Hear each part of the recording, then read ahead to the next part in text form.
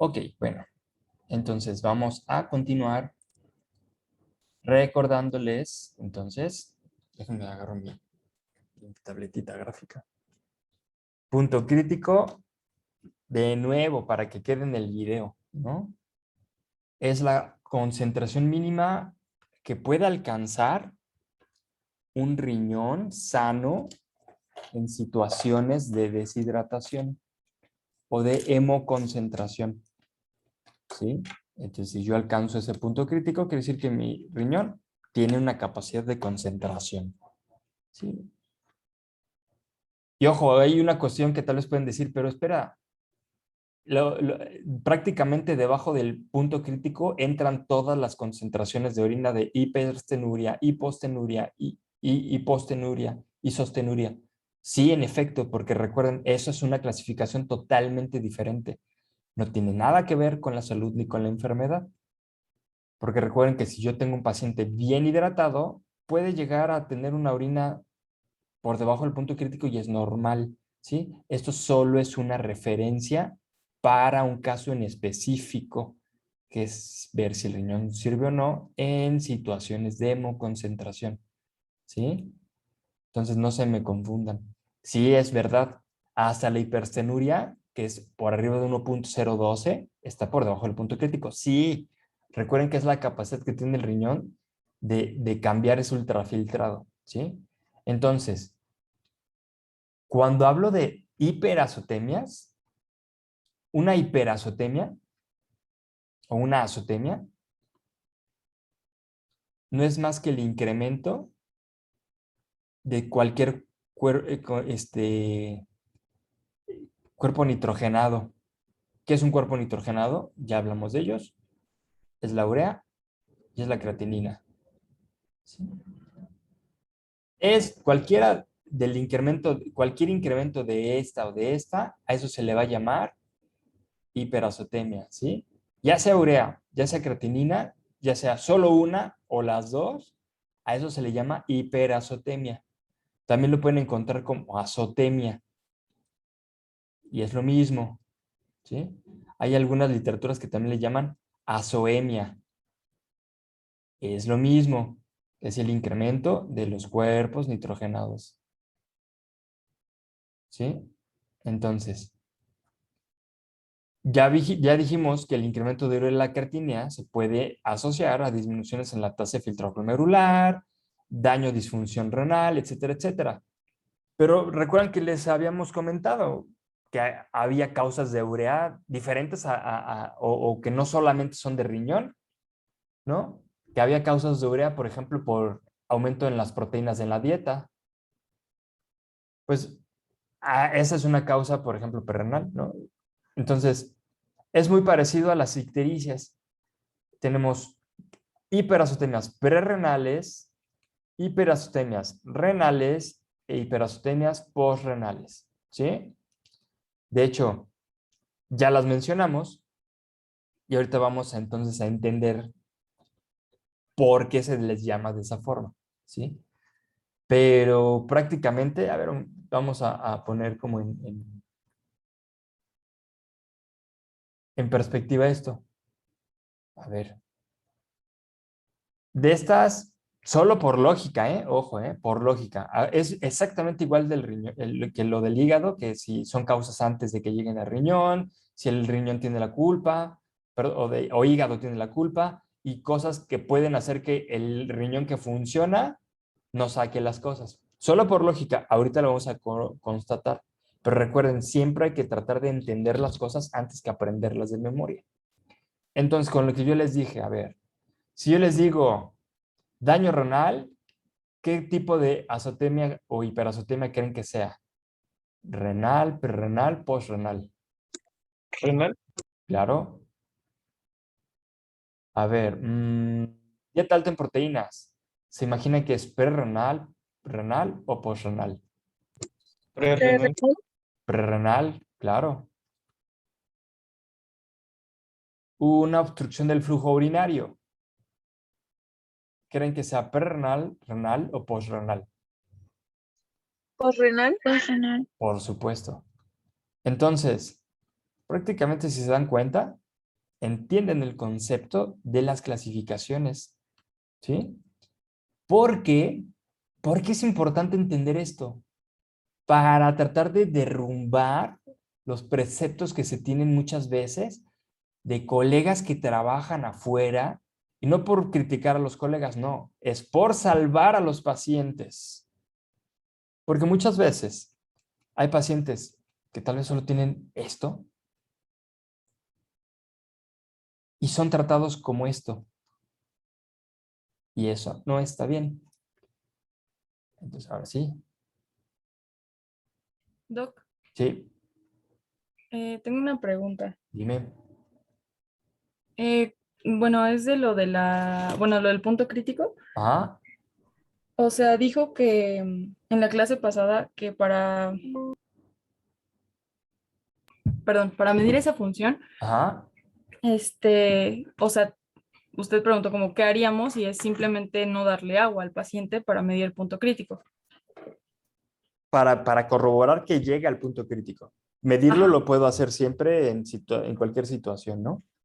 ok, ajá. Pero Ajá. entonces, si tenemos, digamos, un paciente que no llega deshidratado, nosotros le tenemos que dejar de dar agua o de la terapia de líquidos para poder corroborar ese punto crítico. No.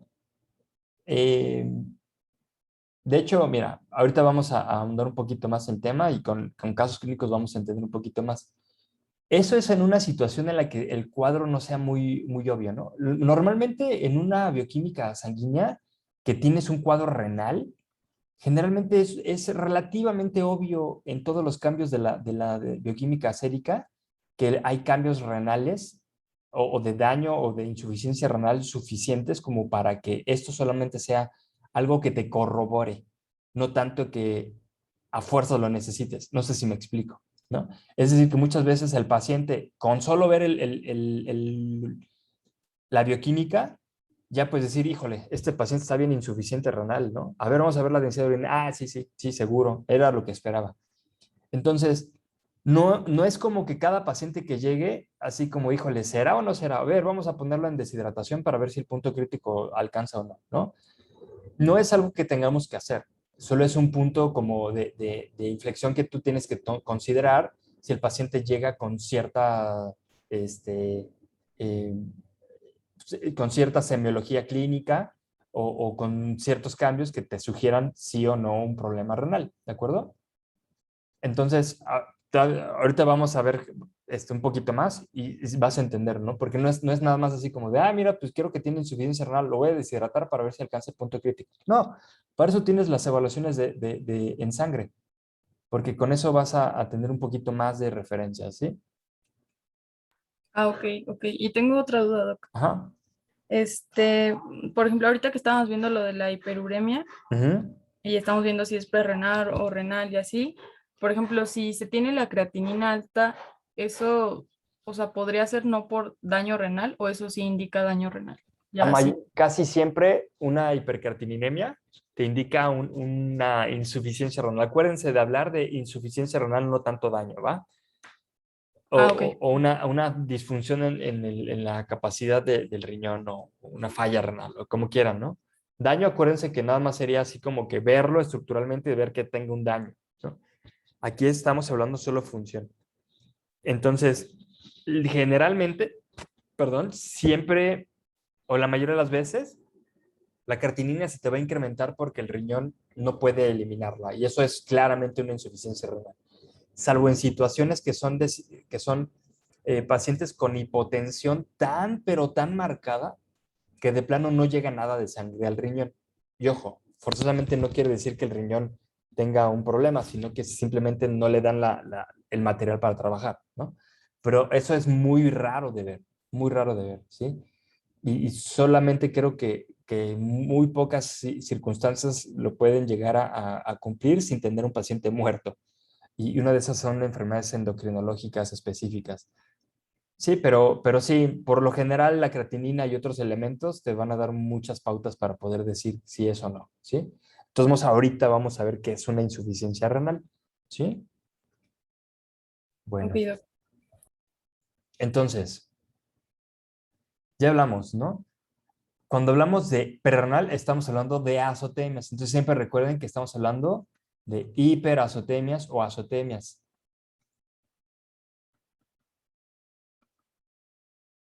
Entonces, cuando hablo de una hiperazotemia prerrenal, generalmente suelen tener situaciones que disminuyen la perfusión renal sin daño al riñón. Ojo, ¿eh? Acuérdense que la tasa de filtrado glomerular es la capacidad que tiene el riñón de filtrar la sangre en un tiempo determinado. Es tal cual que si tuviéramos una coladera para filtrar, para colar pasta, ¿no? Yo puedo tener mi coladera para filtrar pasta, pero si yo nunca le pongo pasta, no va a filtrar pasta, ¿sí? Entonces el riñón, para poder filtrar, siempre necesita que le manden sangre. Entonces, una causa prerrenal es que el riñón sirve, pero tal vez no le llega suficiente sangre y no hay daño renal, no hay daño, ¿sí? Es muy importante, no hay daño en estas situaciones. Entonces, disminuye la perfusión renal y se reduce la tasa de filtrado glomerular. Eso puede ocurrir en deshidratación.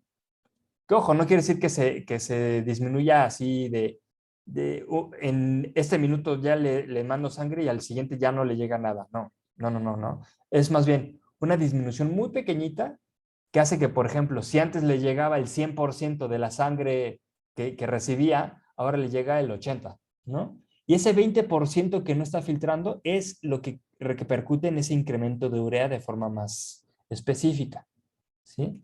Por lo general, vamos a olvidar ahorita esto, por lo general siempre se ven así, incrementos de urea, incrementos de densidad urinaria. Esto olvídenselo ahorita, ¿sí? Lo de la creatinina. Eso, acuérdense, justo con lo que acababa de preguntar Sofía, si fuiste tú, Sofía, ¿no? Porque estaba viendo que se activa tu micrófono. Sí, sí, era yo. Que pregunta si la creatinina nos indica siempre que es un daño. No forzosamente. Tendríamos que tener una disminución de la tasa del filtrado muy severa. Y esto puede ocurrir aquí, en choque hipovolémico, por ejemplo. Un paciente que pierde tanta sangre que de plano ni casi priorizamos que la sangre llegue a cerebro, ¿no? Y tal vez puede llegar menos a riñón porque queremos mejor que llegue al cerebro, ¿no? Entonces, solo en esa situación sí podría haber incremento de creatinina, pero solo en una situación tan grave como esa, ¿de acuerdo? Y esto, por ejemplo, puede ocurrir en otra patología que es el hipoadrenocorticismo. También vamos a tener una clase solo para eso. Con esa palabra uno gana en Scrabble fácil, ¿no? Hipoadrenocorticismo. Eso ocasiona una disminución de la volemia impresionante, ¿sí? Ya hablaremos de eso después. Pero sí, yo podría decir que tal vez que pueda llegar a incrementar la creatinina solamente el choque hipovolémico, ¿sí? Por lo general, siempre vamos a ver un cuadro en el que hay solo incrementos de urea e incrementos de densidad urinaria, ¿sí? ¿Por qué la densidad urinaria elevada? Porque acuérdense que el riñón lo que está tratando de hacer es tratar de absorber la mayor cantidad de agua a nivel tubular posibles. Es un riñón funcional, recuerden, no hay daño, es un riñón funcional que tiene toda la capacidad de poder concentrar la orina, ¿sí? Otra cosa que puede disminuir la perfusión es una enfermedad cardiovascular.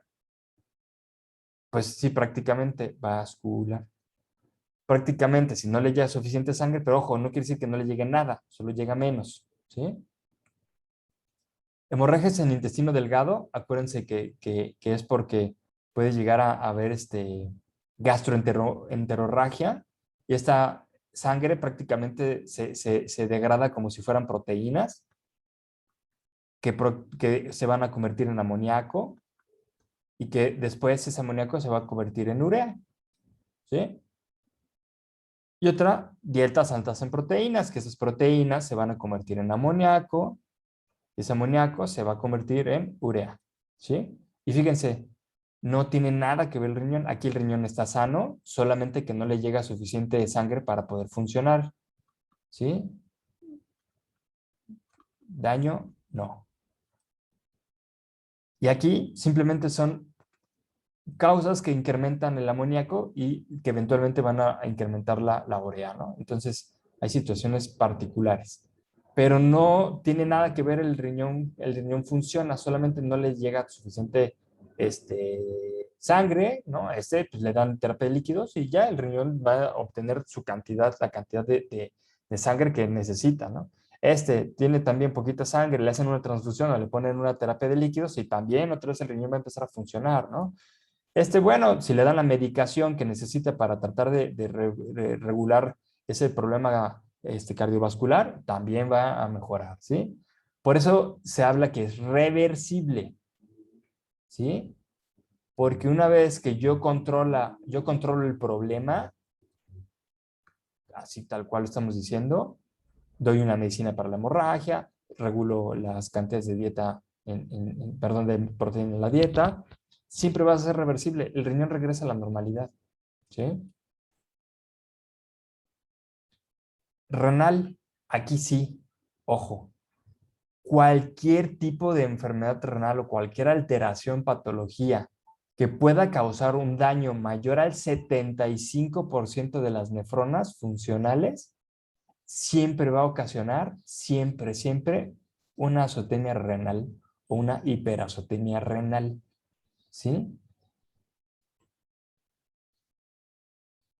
Si se reduce hasta el 25% la tasa de filtrado glomerular, si se pierde el 75% de esta función, se tiene un cuadro renal, ¿sí? ¿Qué lo puede dar? Una causa perrenal que nunca se trató, ¿sí? Si yo, por ejemplo, tengo un paciente con choque hipovolémico y nunca le restituí líquidos, pues chance y hasta ni siquiera se vuelve insuficiente renal, hasta se muere, ¿no? Paciente con enfermedad cardiovascular que nunca le dieron los medicamentos o le hicieron estudios para estar checando las presiones arteriales, etcétera, etcétera, es un paciente que fácilmente puede desarrollar a un problema renal, ¿sí? Generalmente son estas las que pueden llegar a ocasionar alteraciones de tipo renal, ¿no? Estas no tanto, la verdad es que estas no.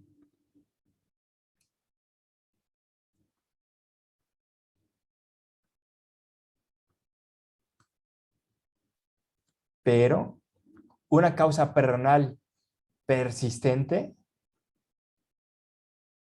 puede ser un factor que ocasiona un problema ya de falla renal, ¿no? Agentes infecciosos, la famosa leptospira, por ejemplo, o cualquier tipo de infección ascendente del tracto urinario, ¿sí? Cualquier tipo de agente infeccioso que pueda llegar a causar muerte en glomérulos o en el riñón o que cause trombos y que exista isquemia, ¿no? Por ejemplo. Pero, por ejemplo, la leptospira es el ejemplo así como yo creo que más conocido, ¿no?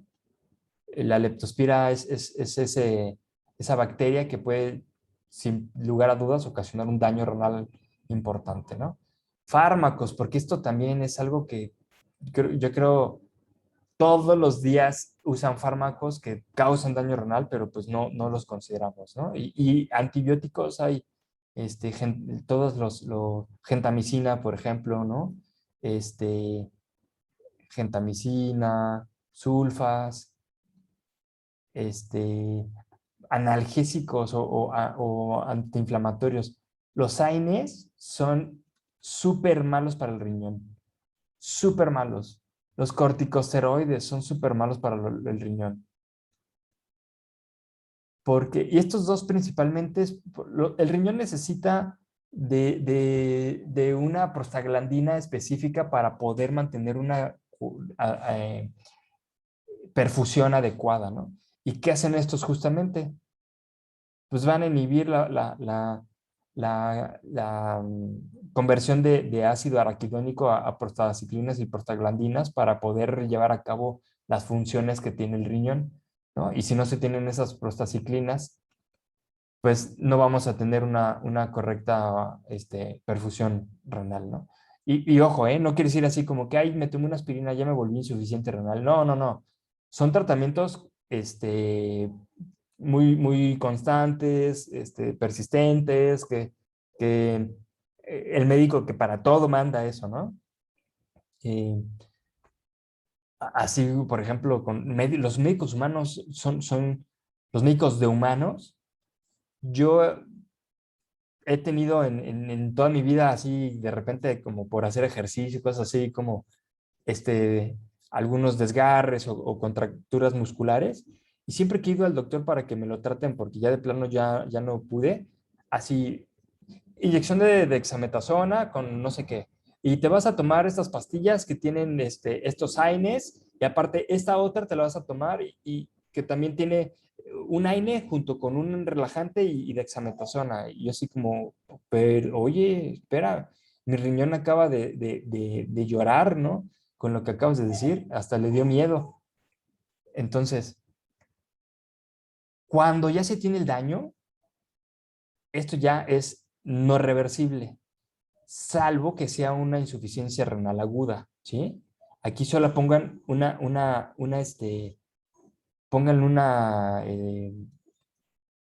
solo hay una que puede ser reversible, que es la insuficiencia renal aguda, ¿sí? Pero si el daño, ojo, la insuficiencia renal aguda no tiene un daño del 75%. La insuficiencia renal aguda es la detención abrupta de la función renal. Ahorita lo vamos a ver. Pero una insuficiencia renal aguda, si bien es un proceso renal, no es irreversible, ¿sí? Es decir, que sí se puede curar. Pero si esto se convierte en insuficiencia renal crónica, ese sí, ese sí es no reversible, ya te fregaste, ¿sí? Y ojo aquí, urea y creatinina siempre están elevadas. Siempre van a estar elevadas urea y creatinina.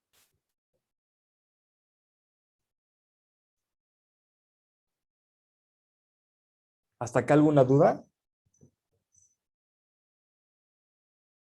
Y fíjense, ¿no? La densidad urinaria va a estar baja. Aquí es cuando usamos el punto crítico. Tengo un perro, ¿no? Que tiene urea y creatinina elevadas y tiene mi punto crítico en 1.040. ¿Qué tiene? ¿Una azotemia renal o prerrenal?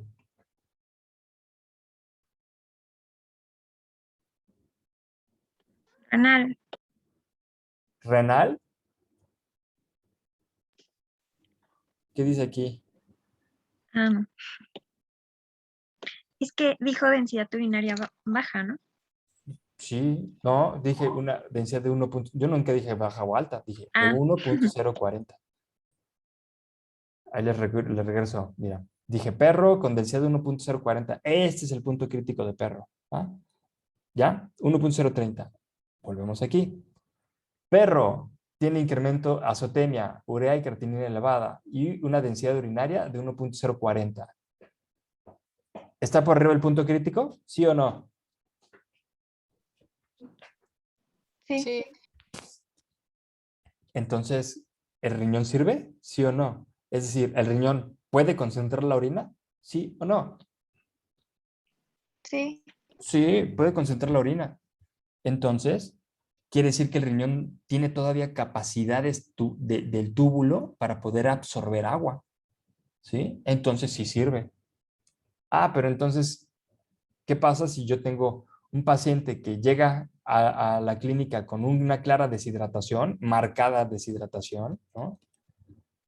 Con urea y creatinina elevadas y con una densidad de 1.020? ¿Está por debajo del punto crítico de perro? ¿Sí o no? Sí, ¿Es un caso de azotemia perrenal o renal? renal. Es renal. ¿Por qué? Porque el riñón, a pesar que ya tiene deshidratación, los túbulos no pueden absorber agua. Muy probablemente este paciente no puede concentrar la orina. Por ende, es un paciente con una azotemia renal. Está muy simplificado esto que acabo de decir, ¿no? Hay muchos factores que considerar, ¿sí? Entonces, no sé, no, pero así básicamente, en un diagnóstico básico para un laboratorio, incluso siendo ayudantes o auxiliares veterinarios, es adecuado hacerlo así, ¿sí? Un paciente que tiene un problema postrenal es un paciente que siempre va a tener una obstrucción parcial o total de la vía genitourinaria. Es decir, tiene urea y creatinina elevadas, pero ojo, no es porque no le llegue suficiente sangre al riñón, sí le llega.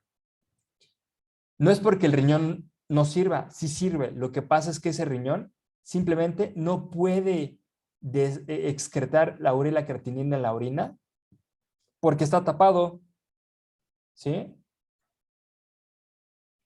Y aquí pueden decir, bueno, ¿y cómo sé que el paciente es perrenal, posrenal o perrenal ¿no? Es difícil si nos basamos en la densidad urinaria, ¿eh? Ojo, porque aquí acuérdense, aquí el riñón sí sirve. Entonces, si el riñón sí sirve, el riñón puede llegar a concentrar la orina en las diferentes concentraciones que él quiera. Que no la pueda sacar es otra cosa. Y esa es la causa por la cual se incrementa la urea y la creatinina. Porque el riñón simplemente no puede excretar esa urea y creatinina en, en la orina. Entonces, pues se queda, se empieza a trasvasar a través de capilares, ¿no? Entonces, bueno, entonces si la forma en la que yo identifico si es prerenal y renal es por la densidad urinaria, y aquí me estás diciendo que puede ser variable, entonces, ¿cómo identifico un paciente con un problema postrenal? Fácilmente, porque tiene signos específicos de problemas renal, de problemas urinarios. Tiene poliaquiuria. ¿Saben qué es eso?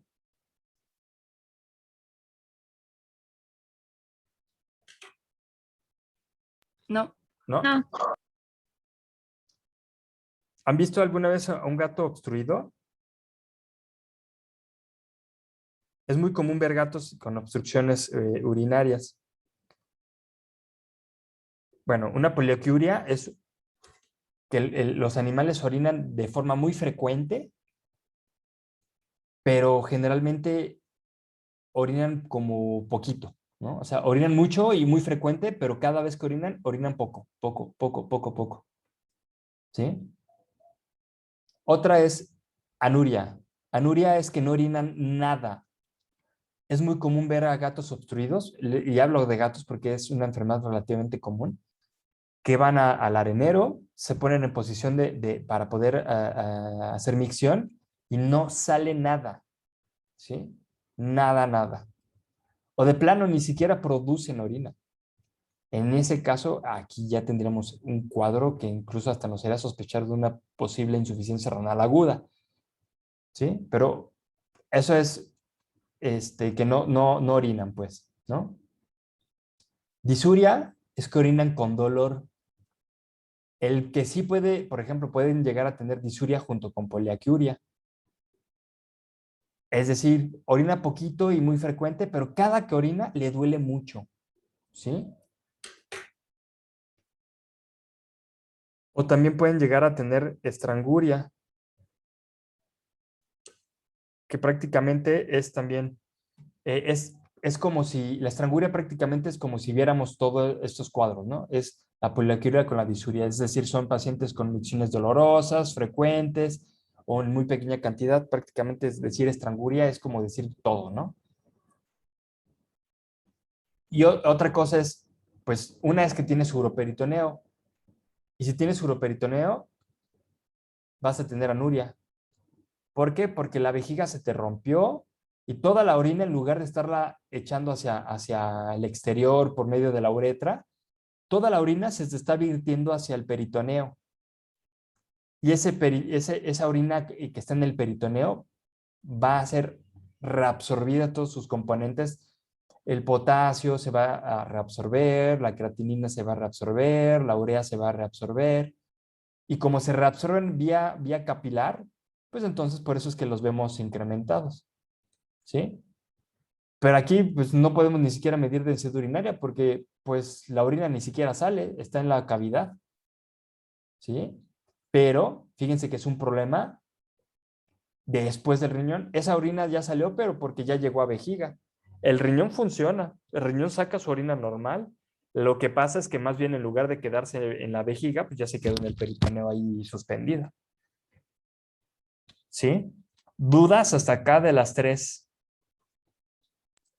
La poliaquiuria, profesor, ¿cuáles pueden ser unas causas? Es que hay un montón de causas, o sea, para eso deberían de llevar, de hecho, medicina de perros y gatos para poder entender muchas de estas causas. Por eso es que muchas veces los patólogos clínicos abogamos que esta materia debería de ser como de séptimo o octavo semestre. Pero, ¿qué puede causarte una poliaquiuria? Puede causártelo una infección de vías urinarias, puede causártelo un urolito, así como yo. Nada más que el mío está en uréter, entonces yo sí puedo orinar, ¿no? Nada más que tengo parcialmente obstruido un riñón. Este, pero yo no tengo todavía, sí lo tuve en un momento, cuando estaba crítico sí tuve esto, pero ahorita al parecer ya no, porque pues sí filtro, ¿no? Entonces, pues al parecer no tengo más problema, pero solo la molestia. Otra puede ser, en gatos hay algo que se llama cistitis idiopática felina, que también es un problema, una inflamación de la vejiga, que también puede repercutir en problemas para poder orinar. Hay otra que se llama enfermedad del tracto urinario bajo del gato, que está asociado a estrés y es muy común, por ejemplo, que los gatos lleguen a generar tapones de moco o incluso hasta urolitos que obstruyen las vías urinarias, ¿no? Entonces, bueno, ahorita se supone que para esta clase, pues nada más tienen que saber qué es la poliaquiuria. Ya después lo van a ver un poquito más a fondo en sus clases de hemisemestres. ¿Otra duda? Gracias. Doctor, yo tengo una duda. Bien. En el caso del renal, Ajá. eh, la única que es reversible es la insuficiencia renal aguda. Así es. Sí. Ok, Ahorita, de todos modos, ahorita los vamos a desarrollar. vale, ¿Sí? gracias. Ya, ahí está. Insuficiencia renal, ¿sí? O según, para que no se enojen los puristas, según el iris, vamos a ponerla ahí, ¿no? Por si de repente alguien así encuentra mi video y dice, a ver, vamos a ver este señor, a ver si sabe, ¿no? Para que no se enojen, ¿no? Enfermedad renal. Porque sí, si hay, es que ya no se dice así. No, ya, perdón, es enfermedad renal, ¿no? Pero sigue siendo un riñón que nos funciona, ¿sí? Entonces, ¿qué nos puede causar una insuficiencia renal? Pueden ser alteraciones inmunológicas, por ejemplo, un paciente que tenga un lupus eritematoso sistémico que está que está atacando su propio riñón, por ejemplo, ¿no? O incluso hasta podría llegar a ser deposición de complejos inmunes. Por ejemplo, de hecho, se ha visto que en Piómetra, una de las causas que puede dar una insuficiencia renal es que se forman complejos inmunes de antígeno anticuerpo y estos complejos inmunes prácticamente se van a los glomérulos y ahí se quedan. ¿Se acuerdan que los glomérulos son una red de capilares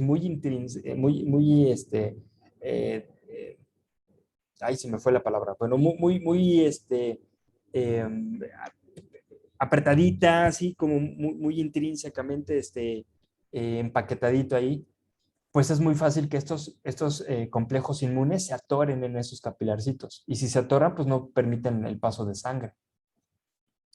La amiloidosis, que esto pues, lo vieron el semestre pasado en pato general, que es prácticamente la acumulación de una proteína normal, que también que no se puede degradar y que también puede llegar a causar algunas situaciones de glomerulonefrosis y directamente no hay una adecuada filtración.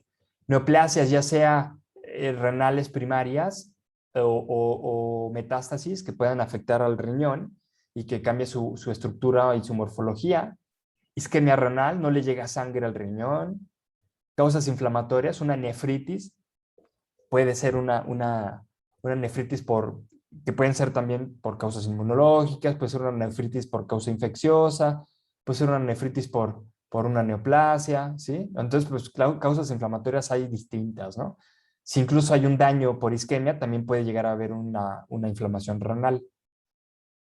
Alteraciones hereditarias o congénitas. Aquí son pacientes que, por ejemplo, pueden llegar a tener, por ejemplo, en gatos persas, es muy común que lleguen a tener quistes renales. Entonces, pueden llegar a tener quistes renales o incluso también se ha hablado de displasia renal. Es decir, el riñón no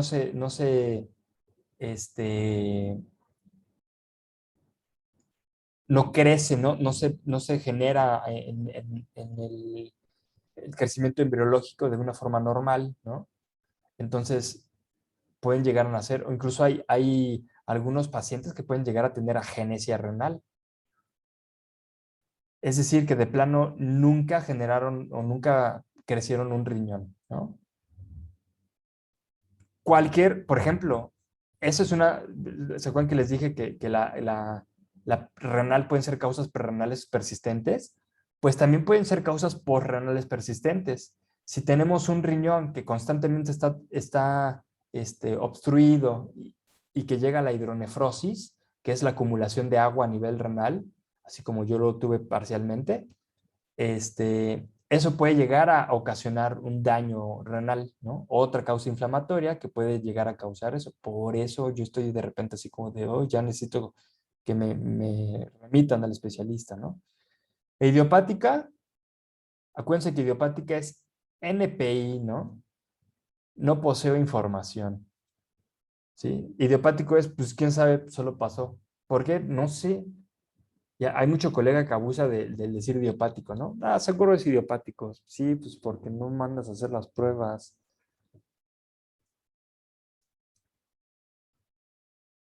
Muchas veces también puede ser porque se usan agentes nefrotóxicos, como antibióticos, como aminoglucósidos, sulfas, eh, en menor grado,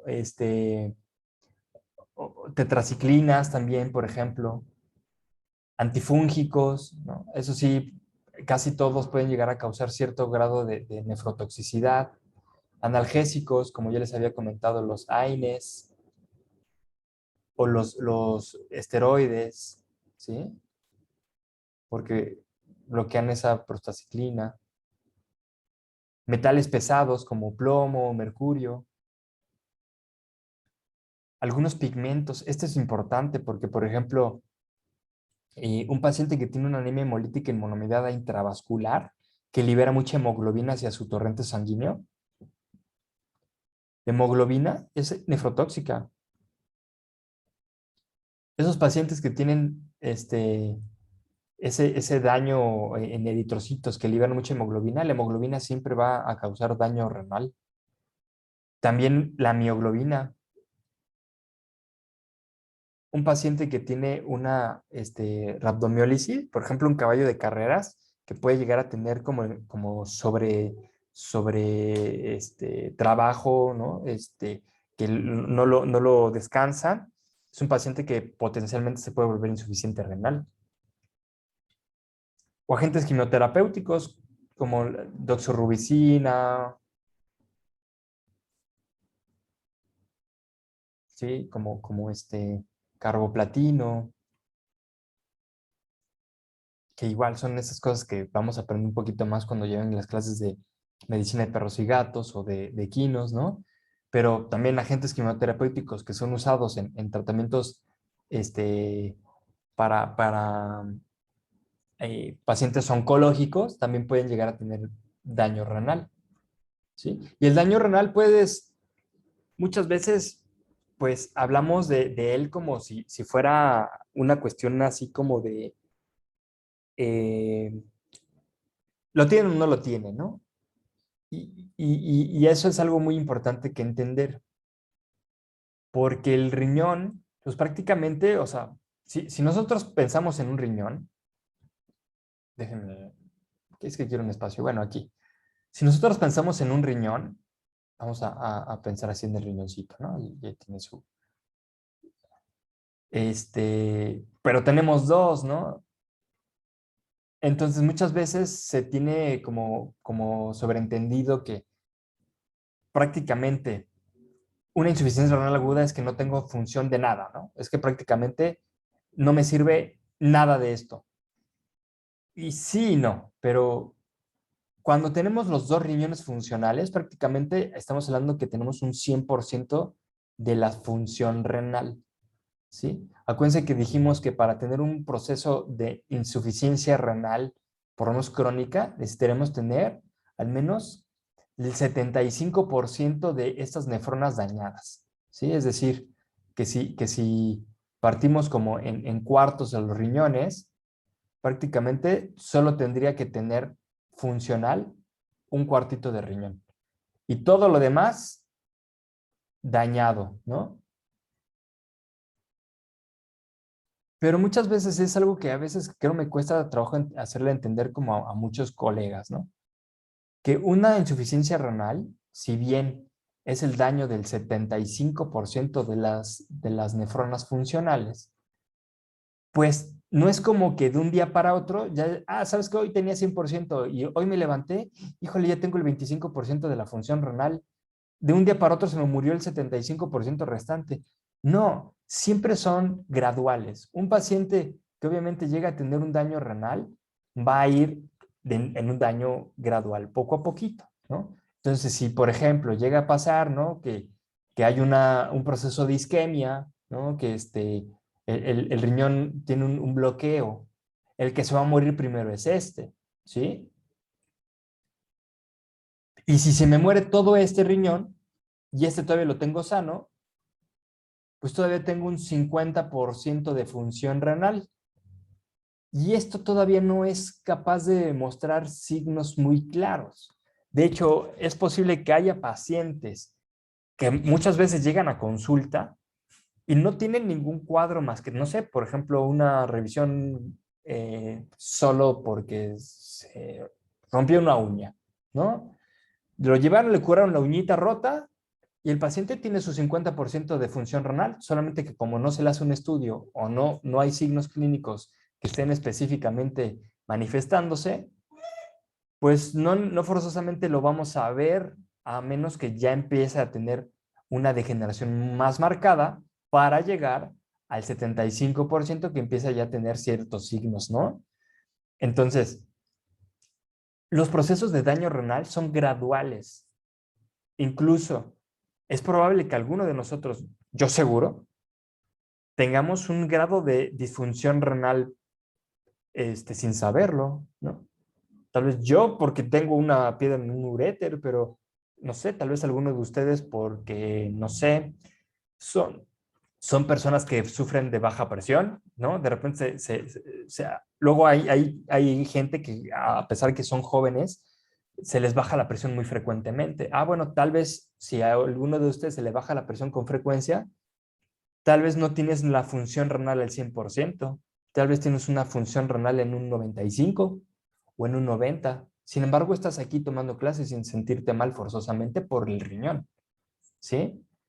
Entonces, es algo muy, muy importante que entendamos que los procesos de daño renal no son un negro y un blanco, ¿no? Sino son una gama de grises y que podemos tener un paciente que puede tener un daño del 60%, no llega al 75%, sin embargo, ya tiene una disfunción renal, ¿no? Y no tenemos que forzosamente llegar al 75% para tratarlo. Ahora, ¿qué es la diferencia entre una insuficiencia renal aguda o crónica? Bueno, como les decía, aquí normalmente la insuficiencia renal crónica suele ser aquí sí, cuando hablamos de insuficiencia renal crónica, aquí sí hablamos de daño renal, ¿de acuerdo? Aquí sí tiene que haber un daño renal. En insuficiencia renal aguda no hay daño. Simplemente la función paró de forma abrupta. Y pueden decir, bueno, pero ¿por qué? Bueno, una puede ser porque, por ejemplo, el paciente tiene una hipoperfusión constante o una deshidratación severa que llevó a que el riñón se apagara, ¿sí? Luego así en los programas de la tele, así, dicen así como, tuvo una falla renal abrupta, ¿no? Y eso es una insuficiencia renal aguda.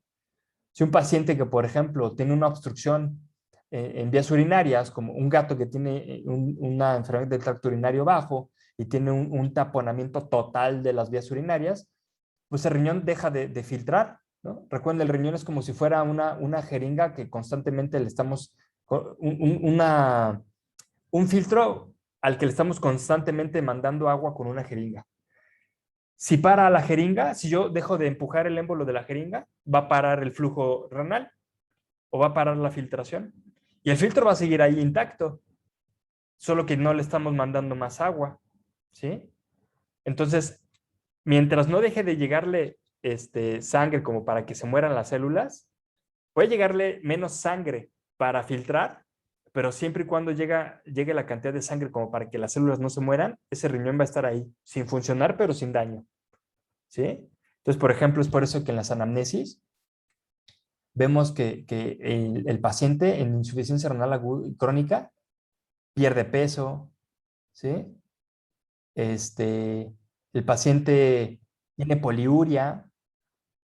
Esto luego es algo como que les confunde porque dicen, ah, caray, ¿cómo el paciente tiene poliuria y polidipsia? Perdonen, estaba viendo los mensajes.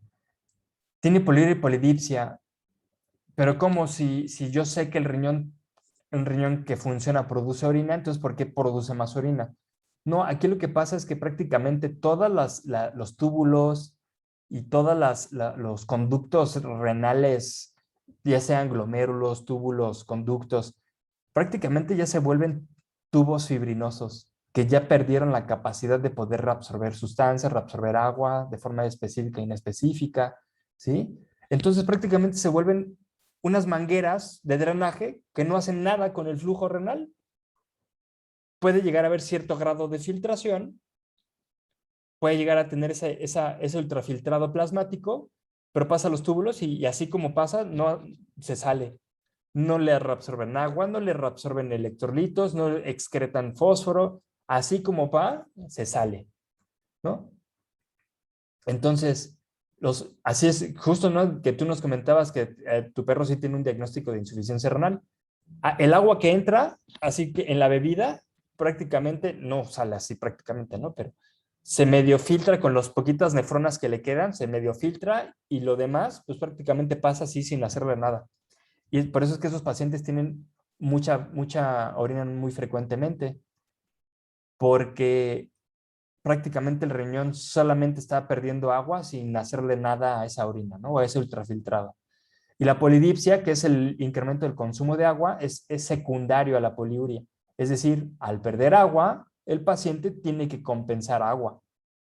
El paciente con insuficiencia renal aguda puede no tener ningún problema, puede estar normal. Eso es lo que me asusta de mi situación, por ejemplo. Ya no me duele, pero yo no sé si ya tengo un problema renal agudo, por ejemplo, en mi riñón izquierdo. Porque pueden no tener ningún problema los animales, los humanos, ¿sí?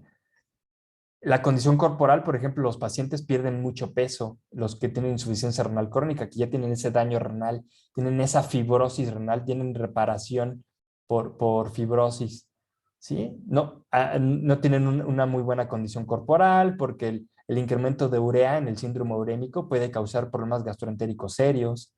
El paciente con insuficiencia renal aguda, como todavía no tiene un daño renal claro, tiene sus funciones.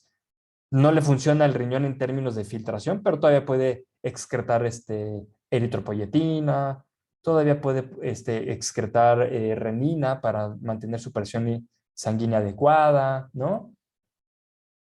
El volumen urinario, aquí, por ejemplo, como la insuficiencia renal aguda es una detención abrupta de la función, ahí sí de repente dejan de producir orina o producen muy poquita. Oliguria es poca producción de orina. O en algunos casos, si una parte, por ejemplo, si un paciente tuviera una insuficiencia renal aguda de solo un riñón, pues el otro va a seguir produciendo su orina de forma normal, ¿sí? Entonces es relativamente difícil de observar esto. En cambio, el paciente que tiene un daño renal crónico, pues tiene esa poliuria que ya habíamos mencionado, y solo en fases terminales, es decir, ya el paciente ya está en las últimas, tiene oliguria. es que decir que ya de plano el riñón no está ni siquiera filtrando nada de agua. ¿Sí? El hematocrito, aquí, como les dije, el riñón sigue bien, lo único que pasó es que se le detuvo el flujo, pero el riñón sigue bien. Entonces, este sí puede producir eritropoyetina, sin problemas. Por eso es que los valores de referencia de hematocrito son normales, o incluso si está deshidratado, hasta incrementado. En cambio, el paciente que tiene un daño renal crónico, como ya prácticamente todo su parénquima renal es fibrosis, este ya no produce eritropoyetina. Entonces, tiene una anemia no regenerativa. La talla renal suelen ser normales, no suelen tener un incremento, a menos que haya una obstrucción, y esta obstrucción está haciendo que se acumule mucha agua. En este caso, podríamos llegar a tener los riñones aumentados de tamaño, y eso se le llama hidronefrosis.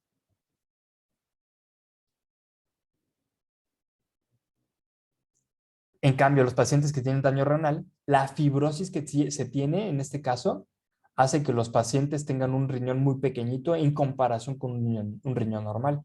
Recuerden que este es un riñón que ya sufrió un daño isquémico y ese daño isquémico ocasionó necrosis y esa necrosis ocasiona una reparación por fibrosis.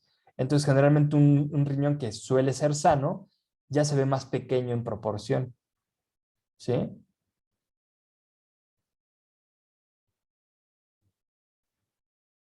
En términos como de bioquímica, la urea y la creatinina, bueno, la densidad ósea en los pacientes con insuficiencia renal aguda es normal, no hay ninguna repercusión.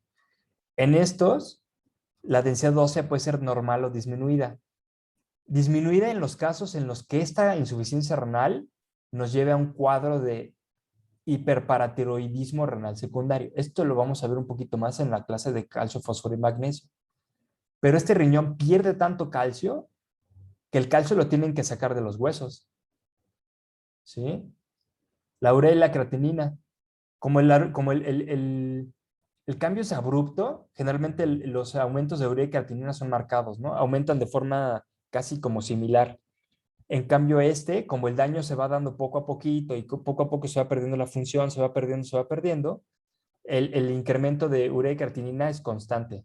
Y eso puede ser hasta en meses, ¿no? Hoy veo al paciente, le hago las mediciones de urea y creatinina y tengo que darle seguimiento. Y después de un mes, ver si realmente el paciente sigue igual o si el paciente ya tuvo un incremento, entonces estamos hablando de que está avanzando en la estadificación del riñón, ¿no? Conforme el paciente va eh, desmejorando, esa urea y creatinina van aumentando. Por eso, Yamil, es muy importante que se le dé seguimiento a tu paciente. No es nada más con que, ya es insuficiente renal, vamos a darle medicamento y listo, ya, hasta de por vida, ¿no? Hay que darle seguimiento, hay que saber estadificar al paciente, ¿sí?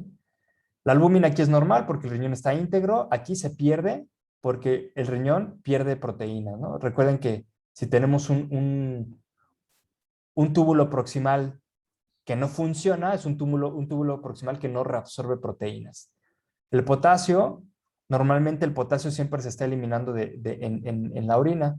Por eso es que el paciente con insuficiencia renal crónica, como tiene poliuria, pierde ese potasio, ¿sí? Porque también no se excreta de forma normal.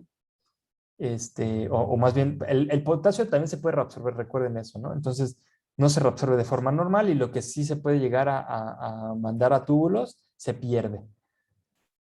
Y conforme va el paciente incrementando su cuadro clínico, pueden llegar a normalizar o incluso a la hipercalemia, pero el incremento de potasio, esto suele ser en etapas terminales, ¿sí? Que ya de plano los túbulos ni siquiera están filtrando, más bien los glomérulos ni siquiera ya están filtrando electrolitos, ¿no? Aquí recuerden que como el flujo renal se vio abruptamente disminuido, el potasio no se elimina en la orina, porque estos no tienen producción de orina o tienen muy poca producción de orina. El fósforo, salvo que sean caballos, pero acuérdense, si digo de caballos es al revés, ¿no? Aquí está incrementado. En los dos están incrementados porque prácticamente se disminuye su filtrado como su excreción a nivel tubular. ¿Sí? Aquí más filtrado que excreción. Aquí más excreción que filtrado. El bicarbonato se pierde en los dos. Esto lo vamos a ver un poquito más en la clase de ácido-base. El bicarbonato se pierde o también se amortigua se acumulan ácidos que deberían de irse a nivel renal. Y generalmente el sedimento, pues aquí como es una orina muy diluida, no tenemos un sedimento urinario, es decir, que tenga células, ¿no? O que tenga algún otro componente que nos represente algún cambio. En cambio aquí sí podemos llegar a ver ciertas situaciones, ¿no? Como cristales, células, porque hay sangrado, daño, ¿no? Leucocitos, ¿de acuerdo? ¿Tienen alguna duda hasta aquí?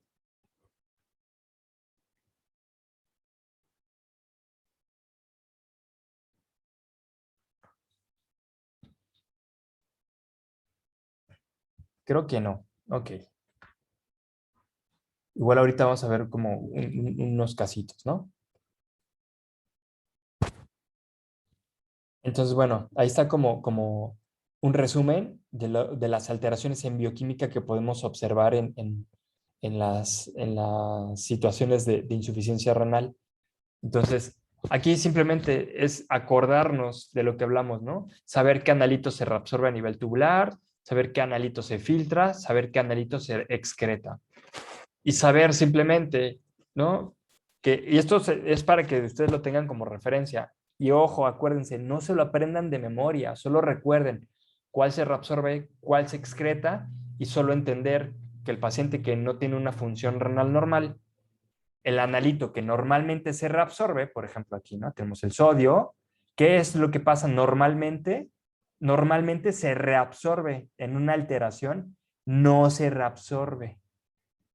Y si no se reabsorbe, no llega a circulación otra vez. Y si no llega a circulación, va a bajar. Entonces tenemos como consecuencia la hiponatremia.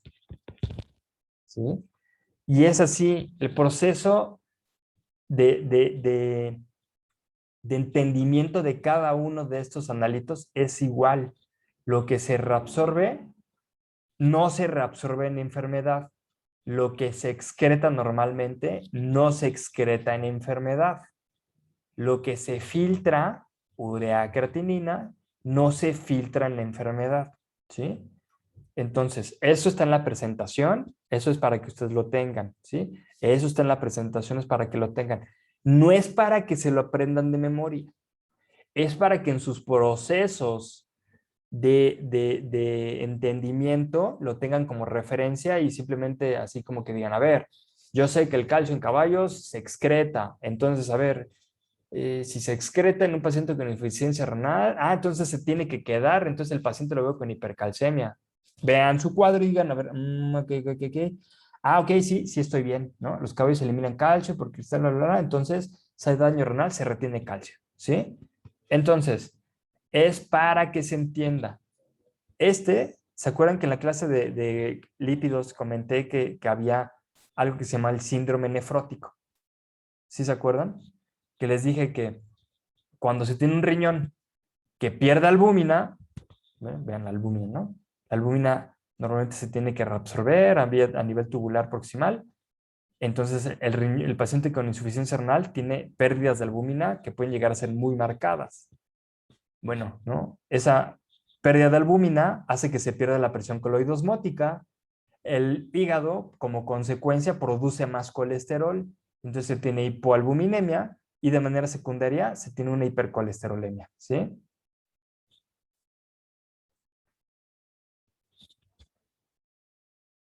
¿Hasta acá tienen alguna duda?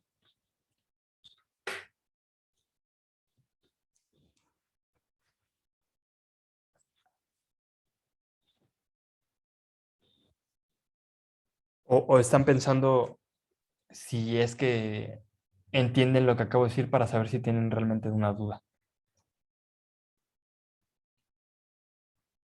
Bueno, entonces,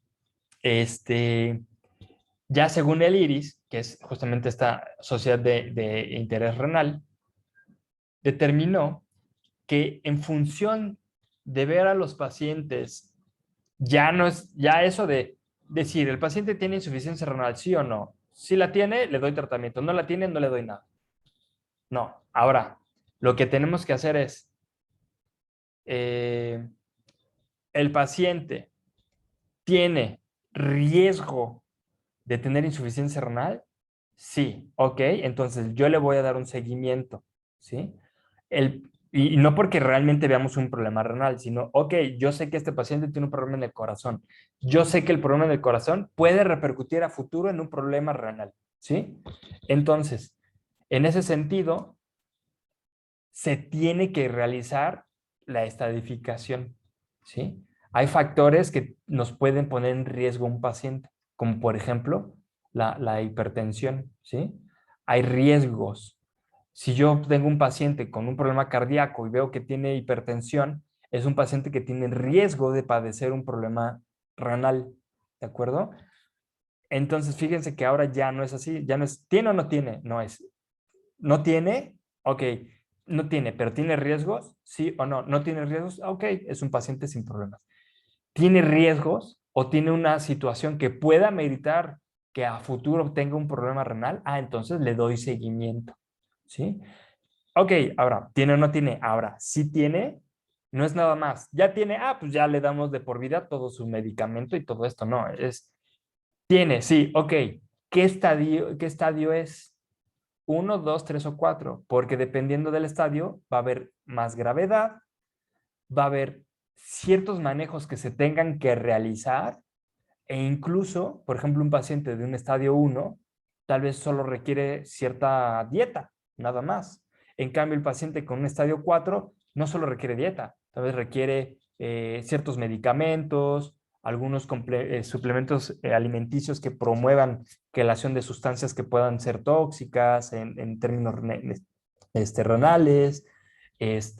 algunos casos incluso en donde se realiza digo, aquí en México no es un procedimiento muy común, pero que en otros países sí se pueden realizar diálisis, por ejemplo, ¿no? Todavía no llegamos al grado de hacer los trasplantes, ¿no? Pero, por ejemplo, esto es un paso para que a futuro podamos tener un paciente en el desarrollo de la medicina veterinaria, podemos llegar a decir, ¿sabes? Yo quiero darle un riñón a mi paciente, ¿no? Del perrito que se acaba de morir, que empieza a ver como donación de órganos, por ejemplo, ¿no? Entonces, esto es muy importante. Y vean, la creatinina, como les decía, y justo lo que comentaba Manuel la clase pasada sobre el medir SDMA, que ahorita lo voy a comentar. La creatinina sigue siendo el mejor indicador para decir que un paciente tiene o no un problema renal. Por eso es que la IRIS decidió usar a la creatinina como ese elemento o ese analito que nos va a ayudar a determinar si el paciente tiene o no insuficiencia renal y si la tiene, qué estadio es. ¿Sí? Y fíjense, ¿no? Ahí estamos justamente considerando que dependiendo de esto, determinamos si el paciente tiene o no un problema y de qué tipo es. Y porque con base en esto, ustedes se pueden meter a iris.org y ahí está todo lo que necesitan saber, ¿no? Entonces, esto es importante. Hay subestadificación para poder determinar, por ejemplo, si tengo un paciente que tiene un estadio 2 pero es no proteinúrico, bueno, no es tan grave como, por ejemplo, si fuera un estadio 2 con proteinuria. Ya en subestadificación, a pesar de que es un estadio 2, es más grave el que tiene proteinuria, es decir, proteínas en la orina, porque está perdiendo proteínas que ¿sí? Si yo tengo un estadio 2 con un no proteinúrico, pero en el subestadio de riesgo en la tensión, tengo que es hipertenso, hay más probabilidades de que este paciente con estadio 2 hipertenso vaya que vuela para 3 que uno que es 2, no proteinúrico y normotenso. ¿Sí? Entonces, esas situaciones de riesgo son muy importantes porque nada más no se queda nada más en, pues le doy sus croquetas de renales de por vida y ya, ¿no? Como un cuate, tengo un cuate que lo quiero mucho, pero siempre es así como, pues es que ya no sé qué hacer, ya lo voy a dormir. No, subestadifícalo, menso. Ve cuál es el estadio, ve qué otras opciones tienes. Y si tú ya no puedes o ya no quieres seguir tratándolo, remítelo a un especialista. No tenemos por qué tratar todo lo que nos llega, ¿sí? Para eso es que tenemos que tener siempre conciencia de que hay especialistas, ¿no? Entonces, es bien importante eso. Ahorita hay otra subestadificación eh, que últimamente la metieron, y eso es un poquito como negocio, la verdad es que yo también lo veo así. Hay otra subestadificación. Ay, el problema es que aquí uso los rayones del Zoom y están bien feos. Y hay otra subestadificación que utiliza, ese no le he puesto porque la verdad es que no sé, que se llama el SDMA.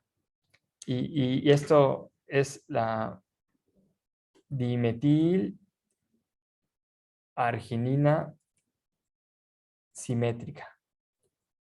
Y esto se supone que es también como un producto, un subproducto del metabolismo de, de proteínas que pues prácticamente también se elimina en riñón. Y en teoría, dicen ahí los que inventaron, los que no inventaron, pero los que em, investigaron este analito que te está evaluando la disminución en la capacidad sí, de tasa de filtrado glomerular, ya ni me acuerdo, he visto los porcentajes variados de literatura en literatura. ¿Cuánto me dijiste, Manuel, que dices que es lo que según te detecta antes de daño o de disfunción? ¿40%? Dicen que desde el 25 al 30% más o menos. Ya le cambiaron, porque cuando recién salió yo me acuerdo que decían el 35, ahora es del 25. Bueno, ven que les dije que un paciente con insuficiencia renal crónica se consideraba cuando ya tenía más del 75% de las nefronas funcionales. Bueno, se supone que este analito se eleva cuando el riñón empieza a tener disfunción de entre un 25 a un 35%. Y ahí podemos decir, órale, ¿no? O sea que si yo le mido esto, yo puedo saber si el riñón ya está perdiendo un cuarto de su capacidad funcional. Sí, no, porque a final de cuentas, para que pueda también ser eliminado, también necesita tasa de filtrado glomerular. Y un paciente que esté en un cuadro de deshidratación muy severo, también puede llegar a tener un incremento de SDMA. Aquí lo importante es sí considerar no tanto incrementos ligeros, ¿no? Sino incrementos muy marcados. Si no mal recuerdo, creo que el valor límite que se estaba usando todavía para perros y gatos, creo que era de 14. No lo escriban ni siquiera, porque no estoy seguro. 14 microgramos por litro, no me acuerdo. El chiste es plantear una idea, ¿no? Que si llegamos a tener un paciente, es más, miren, voy a borrar eso porque como no me acuerdo cuál es el valor de referencia, vamos a poner simplemente así como valor de referencia límite. ¿Sí? Si yo tengo un paciente que llegó al valor de referencia, vamos a ponerlo así, ¿no? Esto es normal y esto es elevado. Qué feo me salió. Y pasado de acá ya es elevación, ¿no? Si lo tienen aquí justamente en esta partecita, no es tan relevante porque tendremos que ver ya situaciones que puedan repercutir en disminución de la tasa de filtrado glomerular. Y por eso es que a veces es algo como, es lo que justamente decías en la clase pasada del doctor Marín, que él decía que es mejor seguir eh, midiendo la creatinina que el SDMA, considerando las pérdidas de peso, etcétera, etcétera. Ahí nos dice Andrea Andrea es una estudiante de metiche de la maestría que vino a la clase, pues a ver qué, ¿no? Salúdenla a todos. Cualquier pregunta que yo no conteste se la pueden hacer a ella, ¿eh? Entonces, sí es como un poquito, yo la mido, me sale elevada y ya eso me dice que el riñón no está filtrando o funcionando un 25 o un 35%, dependerá de qué es lo que está causando que no esté funcionando en ese grado, ¿no? Si es solo una disminución de la tasa de filtrado glomerular o es directamente ya una cuestión de su mismo parénquima, ¿no? O si ya tenemos un daño como tal. Entonces es algo que puede dar como para discusión, porque si yo tengo un incremento de SDMA, pero es porque hay una disminución en la tasa de filtrado glomerular, no es lo mismo que si es un incremento de SDMA porque ya hay un daño del riñón, ¿no? Entonces, si lo único que nos podría decir y determinar es, obviamente, pues dar seguimiento con el SDMA y considerar esto como una subestadificación para riesgo, pero no os va a sustituir nunca la creatinina como ese factor para poder decir que en efecto el paciente tiene un proceso, ¿no? Entonces, pues ahí se los pongo. Yo, la verdad es que no lo meto tanto aquí porque, de hecho, seguramente ni siquiera está en el programa. Ahí más bien lo hablamos dependiendo de lo que nosotros como que pensemos en términos de actualización. Y no me dejará mentir Andy, de hecho su tutor, el doctor Núñez, él seguramente no habla de esto en clase. O si habla de esto es para criticarlo, porque él tiene en su criterio, y es bueno, también no se considera esto como un elemento que sea tajante en la evaluación renal, ¿no? Entonces, sigue siendo la creatinina el mejor indicador para función renal, y esto simplemente es como un extra que podemos hacer solo para tener una idea, no para sustituir nada, ¿no? Entonces, ¿acá tienen alguna duda?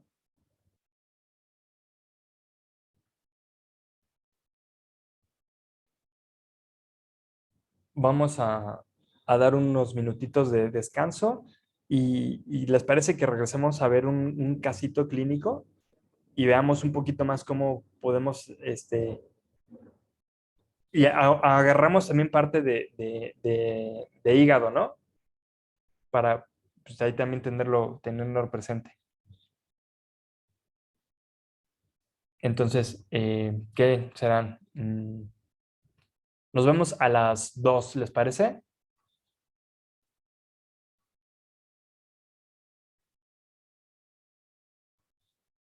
Entonces, los veo a las 2, en un ratito.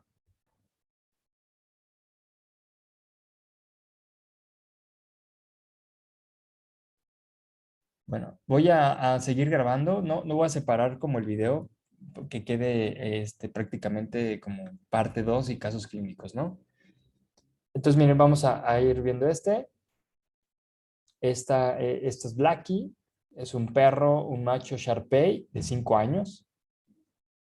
Con la reseña siempre tenemos que empezar a formarnos un perfil de lo que vamos a observar y lo que podemos esperar, ¿no?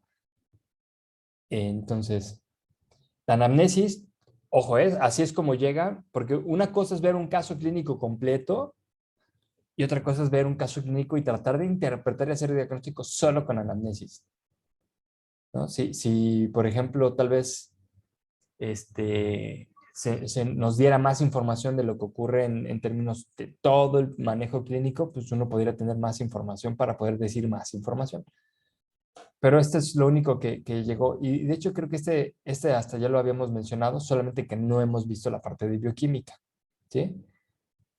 Paciente con dilatación volvulogástrica, sí ya se los había mostrado, ¿no? Según yo sí.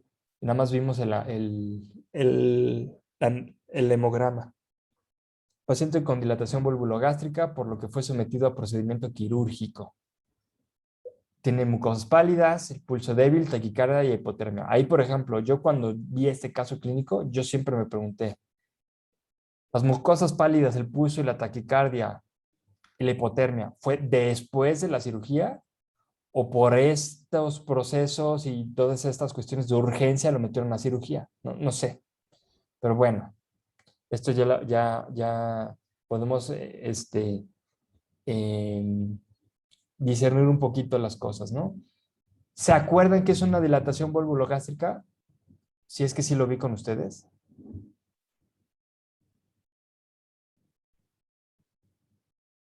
Si no, para seguirme. Si no me dicen, no sabemos. O si me dicen, sí sé, pero no. Bien, gracias.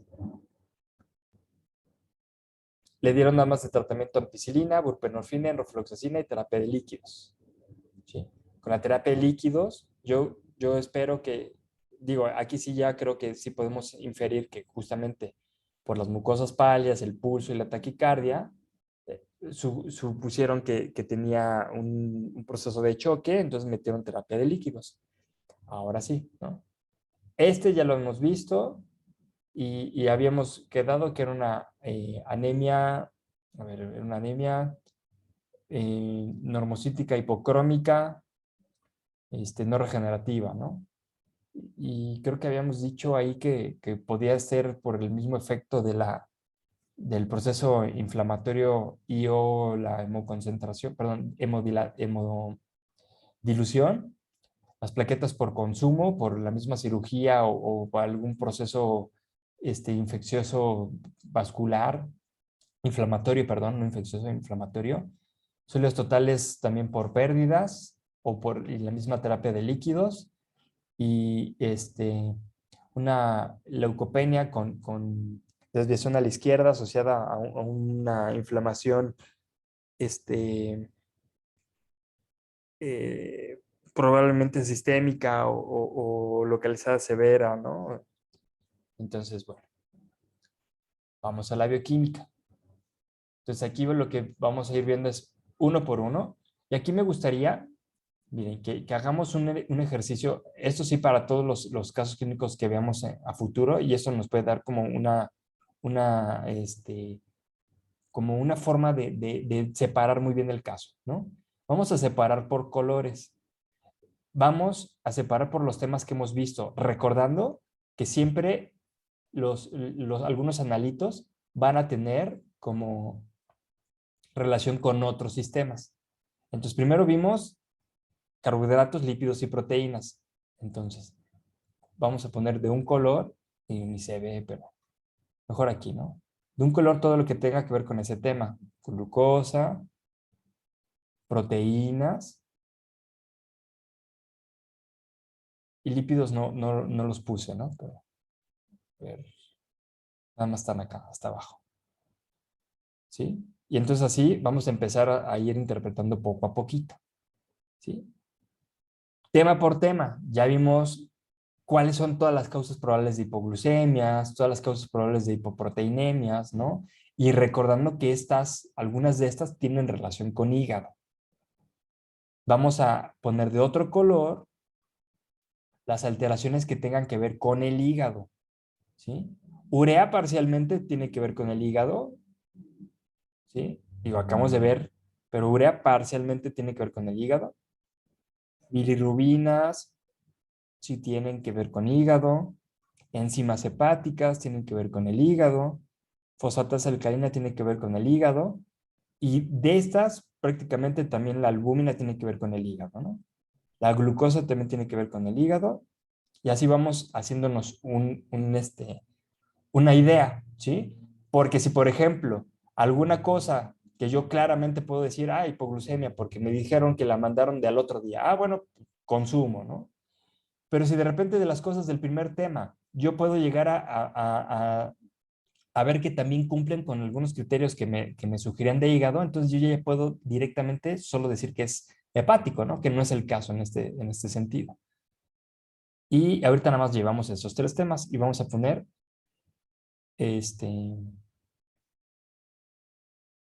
con otro colorcito, vamos a ponerlo azul, lo que es riñón, ¿no? Riñón sí, más importante, la urea, la creatinina. ¿Qué otro más? A ver, recuérdenme de aquí, ¿qué otro evaluarían para riñón? La amilasa. La amilasa, muy bien. Otro.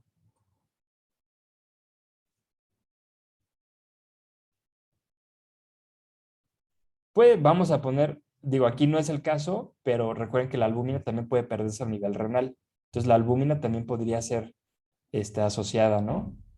Y ojo, aquí solamente es para poder determinar cuáles son de cuáles. Si, por ejemplo, yo interpretando las proteínas determino que solo la única alteración es meramente de disproteinemia, por ejemplo, por hemodilución y pérdidas, como ya lo habíamos visto, entonces borro la partecita que me evalúa hígado y borro la parte que me evalúa riñón, ¿no? Y ya ven la forma en la que vamos descartando cosas, ¿no? Ahorita lo vamos a hacer para que lo tengamos más claro. Aquí, ¿qué evalúa riñón? ¿O qué puede tener asociación con el riñón? Calcio, Calcio, ¿qué más? fósforo, Fósforo, ¿nada más? el cloro bicarbonato, Todos los electrolitos. Vean, el riñón es un órgano que regula muchas cosas. El bicarbonato, ¿no? Ok. Esto lo vamos a dejar pendiente. También tiene mucho que ver con el riñón, pero lo vamos a dejar pendiente porque todavía no vamos al tema, ¿sí? Y también lo voy a dejar, a pesar de que sí se los mencioné, también lo voy a dejar pendiente. Porque hasta la próxima clase, que es electrolitos y ácido base, vamos a hablar de esto. Entonces me voy a quedar nada más con lo que mencionamos, ¿va? Entonces vamos empezando con la interpretación. Vamos uno por uno. Y recuerden, en el examen tienen que interpretar todo lo que está alterado. Entonces vamos primero con el primer analito. Hipoglucemia, ¿sí? Tenemos un paciente al cual pues está enfermo con un proceso inflamatorio muy severo. No sabemos si puede haber un proceso sistémico y que por ende también los leucocitos también estén siendo afectados. Pero vamos a ver, de hecho, si pueden abrir su cuaderno en la parte de carbohidratos, menciónenme dos causas probables, según lo que vimos en la anamnesis, para este paciente. Dos causas probables. Puede ser que tenga la Ajá. glucosa baja porque bueno, le realizaron un proceso quirúrgico y no le dieron de comer. Puede ser un proceso quirúrgico, además de que también con el bólvulo gástrico, pues seguramente no ha comido, no le han dado de comer, aunque recuerden, ¿no? Que para poder ver una hipoglucemia por anorexia tenemos que tener, sí, una cierta cantidad de días para que pensemos que hay un consumo de incluso del glucógeno que hay en un hígado, ¿no? No sabemos, no nos dijeron cuánto, pero muy probablemente no ha pasado tanto tiempo eh, como para decir que el paciente tiene una hipoglucemia por anorexia prolongada, ¿no? Un paciente que tiene un bólvulo gástrico es un paciente que tiene que tratarse con urgencia en cosa de horas, si no es que, sí, en horas, la verdad, ¿no? Yo descartaría lo de la anemia, perdón, anorexia. No es que no sea razonable, solo que no es tan probable como otros. Dice Fer, aumento en la utilización por proceso inflamatorio. Esa es una posibilidad, ¿no? No sabemos si esos leucocitos están en el tejido, pues, o si hay un proceso sistémico. Esa es una posibilidad, ¿no? Nos dice Yamil, anorexia e inflamación. Descartamos anorexia, no descartamos, pero la vemos un poquito menos probable que por un proceso inflamatorio. Pero por inflamación, Yamil, ¿sería el solo proceso inflamatorio o qué de la inflamación te causa la hipoglucemia?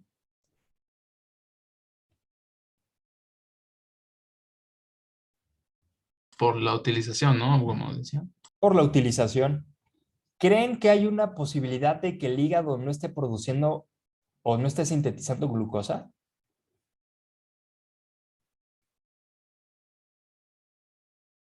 ¿Sí o no? ¿Y por qué?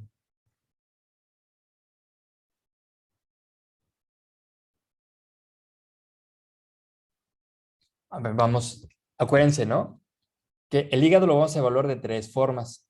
Y si quieren, ahorita lo dejamos pendiente para que ahorita lo tengamos un poquito más claro. Nos vamos a la segunda parte de la interpretación, que es urea y creatinina. ¿Sí? Recuerden que eso siempre los vamos a evaluar como de forma parejita, ¿no? O sea, siempre los vamos a evaluar a los dos porque los dos tienen un mismo mecanismo. Perdonen. Entonces, vamos poniendo como las flechitas y eso.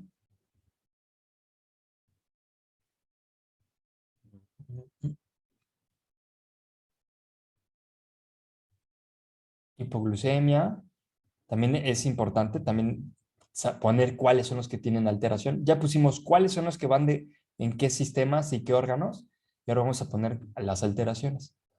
Tengo azotemia por incremento de urea. La creatinina está alterada, tiende como al alto, pero no está alterado. Entonces aquí no ponemos nada, ¿no? Entonces solo tenemos que interpretar la urea. Acuérdense, ¿cómo interpretábamos el incremento de cualquier tipo de cuerpo nitrogenado?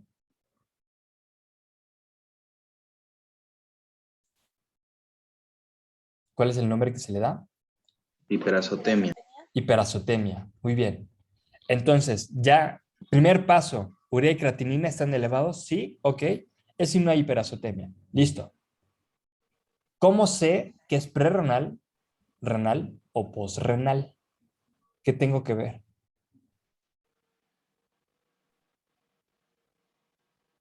Creatinina, ¿no? No, necesariamente. La densidad urinaria. La densidad urinaria. Vamos a ver la densidad urinaria. Ahí.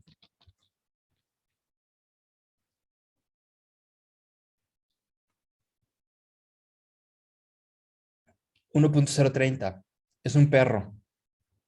Su punto crítico es 1.030. ¿Alcanzó el punto crítico, sí o no? Sí, Sí. Se alcanza el punto crítico. Entonces, quedamos, el punto crítico es la concentración mínima alcanzable por un riñón funcional en una situación de deshidratación. ¿Sí? Entonces, ¿es prerrenal, renal o posrenal? Prerrenal. Es prerrenal. ¿Por qué descarto que es posrenal?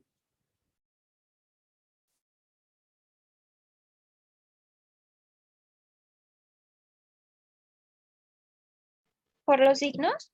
Por supuesto, porque no tenemos signos. Acuérdense, un posrenal siempre tiene que tener signos de obstrucción. Este no tiene signos de obstrucción, ¿no? Entonces, muy probablemente este paciente lo podemos manejar simplemente como un paciente y descartamos que es posrenal.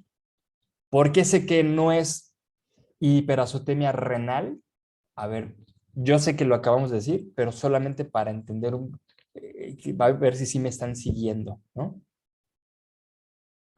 ¿Por qué digo, no es hiperazotemia renal?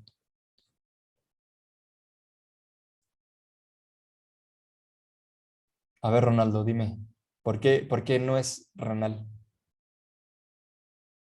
Porque sí llegó al punto crítico.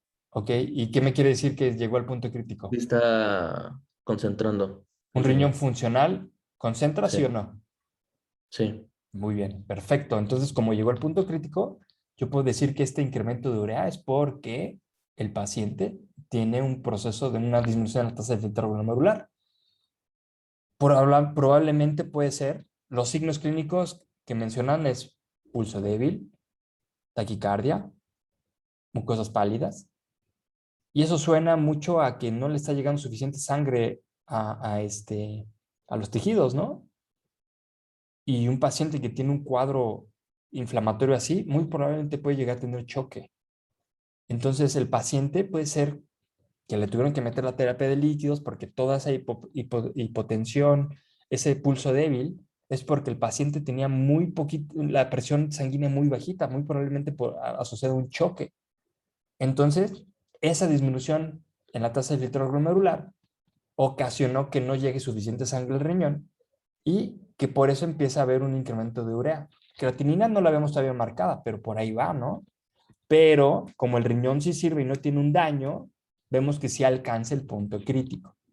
Entonces, aquí, por ejemplo, urea y creatinina. ¿Cómo tendría que ver la urea alterada si tuviera un problema hepático? ¿Para arriba o para abajo? Disminuida, ¿no? Así es, no está disminuida. Además de que con todo el cuadro que acabamos de mencionar, acabamos de decir que es más renal que otra cosa. Entonces, por ejemplo, le quitamos la rayita de renal, perdón, de hepático y lo dejamos con renal, ¿no? Listo. ¿Cómo queda mi interpretación? Hiperazotemia prerrenal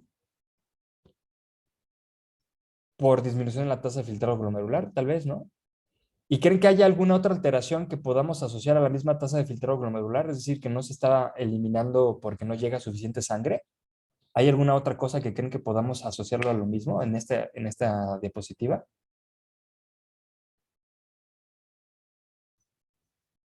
A ver, de las que marcamos como azul de renal. A ver, esta marcamos azul de renal.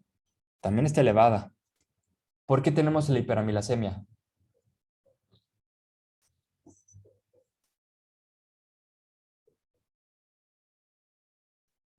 Acuérdense, la amilasa se eliminaba y se inactivaba en el riñón. Si no tenemos suficiente sangre que llegue al riñón, ¿la amilasa se va a inactivar y se va a eliminar? ¿Sí o no? No. No. Entonces, ¿cómo interpreto esto? Hiperamilasemia por disminución en la tasa de filtrado glomerular. Exactamente por lo mismo que hay aquí. ¿Sí? Nos seguimos con riñón. Vamos a siguiente diapositiva. A ver. Tenemos todavía marcados otras cosas que tienen que ver con el riñón. Calcio. Pero dijimos que el paciente con aquí yo se los voy a spoiler tantito porque todavía no llegamos al caso. Este calcio está disminuido por la albúmina, ¿sí? No me lo interpreten, no piensen en ese. Este calcio está disminuido por la albúmina. Ya después vamos a entender por qué. Esta flecha es de la diapositiva pasada.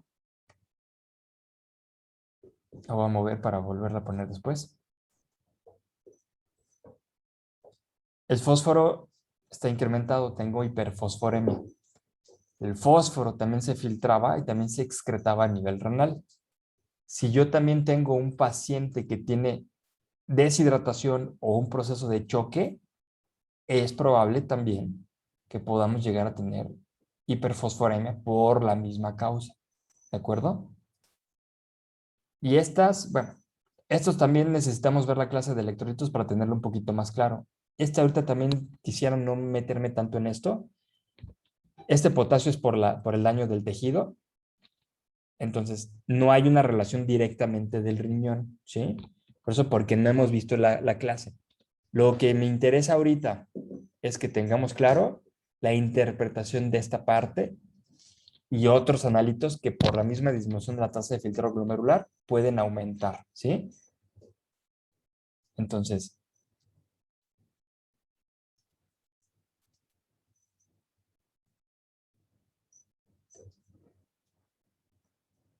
sí tenemos claro cómo es que tenemos que ir priorizando las cosas dependiendo de lo que esperamos ver. Ya prácticamente como a le dimos una causa prerrenal, sería muy difícil encontrar otras cosas que tengan que ver con un paciente disfuncional, ¿no? Por ejemplo, que el sodio, que sabemos que se reabsorbe de manera normal, pues se está perdiendo porque no se reabsorbe. No, porque este paciente solo está deshidratado o solo tiene choque. No hay una cuestión meramente renal, ¿sí? Entonces ahí ya no tendremos que interpretarlo desde el punto de vista renal. Por eso les dije, esto aquí ya lo vamos a dejar porque en esta diapositiva en la que sigue, porque eso todavía nos tendremos que meter en otras clases que no hemos visto, ¿de acuerdo? Pero aquí, hasta lo que hemos visto, ¿se tiene claro cómo se está interpretando? Ok, bueno, no sé si se quedan callados porque no entienden o porque está muy obvio. Seguimos en la interpretación. Ahora pasamos a lo que interpreta hígado.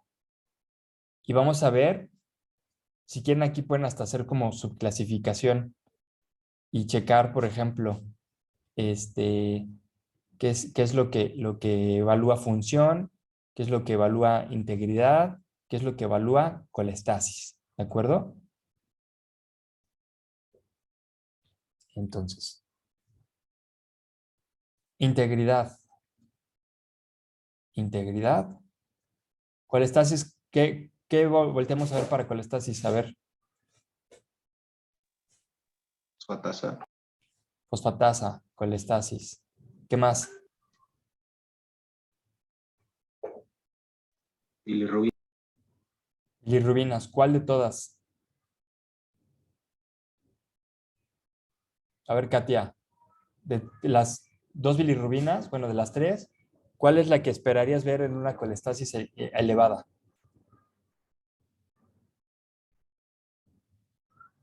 Profe, yo la verdad me perdí desde hace mucho, entonces por eso no estoy participando porque veo los videos después. Ok, bueno. Ya nos pusieron ahí GGT, ¿La pero aquí fosfatasa alcalina? la fosfatasa crina ya la había mencionado. Ok. Nos dice Ferrer que la bilirrubina conjugada, ¿no? Esta la volteamos a ver más para, por ejemplo, colestasis. Para función, ¿qué evaluamos en función?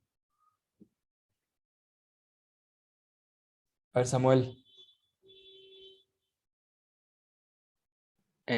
Son las ictericias, ¿no? Me parece. Bueno, corresponden a las ictericias, pero son los ácidos biliares. Ácidos biliares, pero no los medimos. Muy bien, eso podría ser, pero no los medimos aquí. Y de lo que está aquí, ¿qué voltearías a ver para evaluar función? Las bilirrubinas no conjugadas. Las no conjugadas, podría ser de función, muy bien. ¿Qué más de esto que vemos aquí? ¿Qué otra cosa te sugeriría que el hígado no funciona? Mm, ok, sí, también la glucosa, ¿no? La glucosa, pero realmente ahorita vamos a ver, ¿no? Ahí, Ujú. ahí también podría ser de función. ¿Qué más?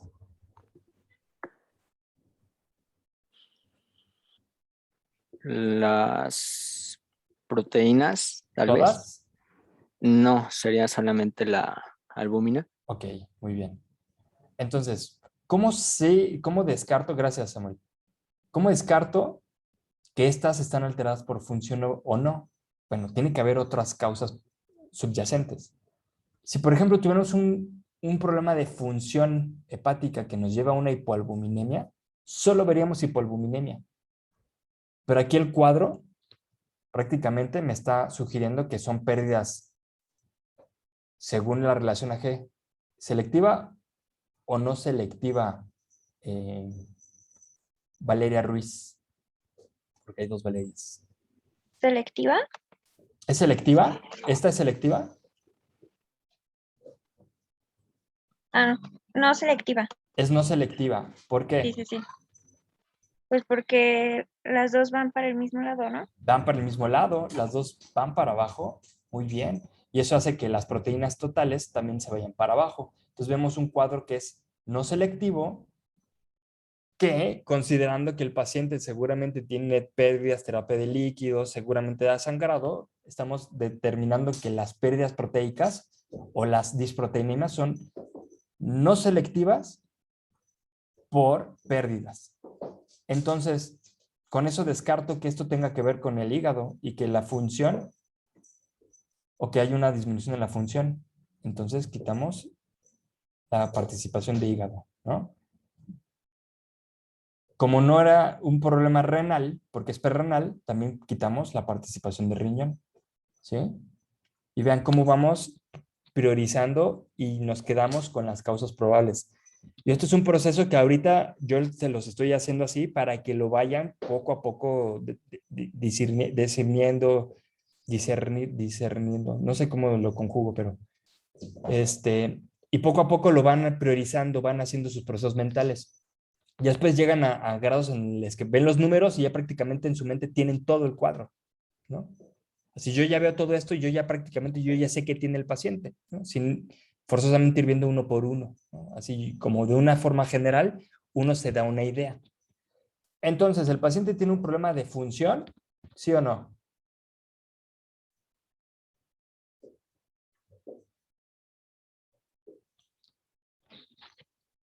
¿Sí o no? A ver, Ángel. No, No. ¿Qué opinan los demás? ¿Tiene un problema de función? ¿Sí o no? Necesito saber si sí o No. si no. No dicen ahí. Si tuviera un problema de función, la bilirrubina no conjugada estaría elevada. No está elevada. Si tuviera un problema de función, la glucosa estaría aún más baja. Y esta está baja por consumo. También le quitamos la parte de hígado aquí. ¿Sí? Está baja por consumo. Si tuviéramos un problema de función, tendríamos la albúmina baja, pero solo la albúmina baja. ¿Sí? Tendríamos hipocolesterolemia, pero ahí no se midió. ¿Sí? Entonces, no hay un problema de función hepática. ¿De acuerdo? Entonces, la glucosa y las proteínas son meramente alteraciones de pura glucosa, consumo, alteraciones de puras proteínas. Disproteinemia no selectiva por pérdidas. ¿Sí? ¿Tiene colestasis? Tenemos que tener un incremento de fosfatasa alcalina, pero con incremento de bilirrubina conjugada. No tengo incremento de bilirrubina conjugada, no tengo hipercolesterolemia. Entonces, no hay colestasis. No hay colestasis. ¿Por qué hay incremento de fosfatasa alcalina? Dentro de todas las causas que les di, ¿cuál creen que sea la más probable? ¿Siendo perro? ¿Por fármaco? No. No. Hay tres, les dije que había tres isoenzimas que podían elevarla. La hepática, la ósea y la de estímulo por glucocorticoides. Entonces, ya vimos que no tiene colestasis. Entonces, ¿descartamos la hepática?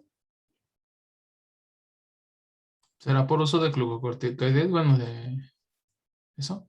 Es más probable porque descartamos colestasis.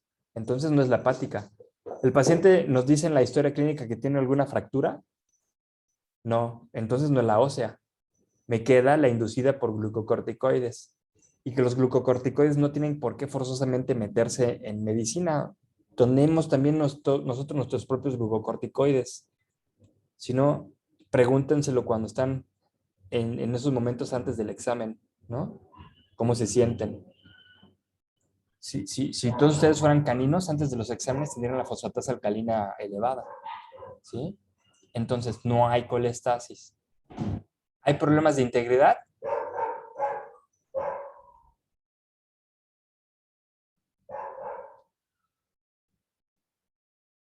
A ver, Sofía Huerta. Sí. ¿Hay problemas de integridad? Sí. ¿Tenemos un daño hepatocelular? Creo que muy claro, ¿no? Y fíjense cómo ahorita estamos procesando el caso de tal forma que estamos priorizando lo que estamos viendo, ¿sí? Entonces, la cosa es separar cada una de las partes por cada uno de los temas que hemos visto y dentro de los temas por cada una de las clasificaciones que hemos visto. Sí, es difícil porque uno tiene que saberse todo el tema, básicamente, ¿no? Entonces, hasta acá prácticamente ya tendríamos, ya vimos las causas de todo, ¿no? Entonces, vamos a ir haciendo la interpretación de cada una de estas. Ya vimos qué es lo que lo puede ocasionar, ¿sí? Ya vimos qué es lo que puede llegar a verse en cada uno de estas situaciones. Vamos a marcar cuáles están elevados, ¿sí? Cuáles están disminuidos. Y partimos a la interpretación. Yo ya pude descartar que esto no tiene participación hepática, que esto no es renal, que esto no tiene participación por colestasis, que esto es solamente por daño de integridad, que esto no es de colestasis, es por glucocorticoides, que esto no tiene nada que ver con otro órgano más que con el riñón, que esto no tuvo nada que ver con el hígado, sino por una disproteinemia no selectiva, ¿no? Entonces, ahora sí vamos a escribir cada una de las cosas. Entonces, primero vamos a poner la interpretación de la glucosa, ¿les parece? Y así como la pongo, es como deberían de ponerlo en el examen, sin choro. La hiperglucemia quedaría así, perdón, hipoglucemia probablemente asociada a consumo. Puede ser in vivo o in vitro, es decir, pudo haber sido en el tubito o pudo haber sido en el paciente por la inflamación. No sabemos si es una inflamación sistémica que esté repercutiendo en cómo está funcionando los leucocitos y que me estén prácticamente consumiendo la glucosa, ¿no? Si ustedes me ponen nada más hipoglucemia por consumo, está bien, no tienen que especificar que es por esto, por lo otro, ¿no? Si me ponen hipoglucemia por consumo, está bien, ¿de acuerdo? ¿Ya notaron la interpretación de la glucosa? La que sigue, ok, quedamos que era azotemia, hiperazotemia, prerrenal. Y aquí como vimos que también la amilasa tiene que ver por la misma, incluso hasta la pueden poner en el mismo enunciado, o la pueden poner aparte, sin problemas. Pueden ponerlo así, hiperacetemia prerrenal, hiperamilasemia. Ya nada más poner qué lo causó. Por disminución de la tasa de filtrado glomerular. ¿Qué fue lo que causó la disminución de la tasa de filtrado glomerular? Probablemente la hipotensión que estaba teniendo el paciente. ¿Cómo lo sé? Por los signos clínicos, ¿no? Porque ahí está como sugiriendo ahí unas situaciones de mucosas pálidas, pulso débil, taquicardia. Esto es muy común en choque. La hipotermia también, ¿sí?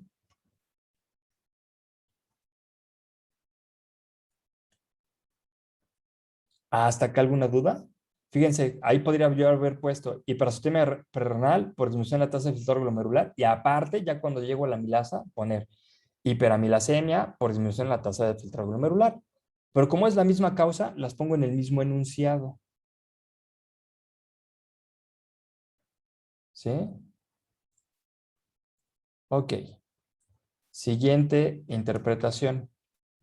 ¿Todo bien, todo bien, todo bien? Ah, ok. ALT y AST. Quedamos que era... Este es muy fácil, el incremento de ALT y AST por daño hepático o daño hepatocelular. ¿Sí? Fácil. Ese sí no hay pierde, ¿no? Ese sí es muy difícil de ver si hay otra causa probable, ¿no? Y no nos pusieron aquí la CK, pero con esta AST mayor a la LT, muy probablemente hasta viene de músculo también, ¿no? Bien. Fosfatasa alcalina, como descarté que era por colestasis, pongo incremento de fosfatasa alcalina por inducción esteroide. Porque es un perro enfermo casi siempre va a tener una inducción de esteroides endógenos que pueden llegar a repercutir en incrementos de fosfatasa alcalina.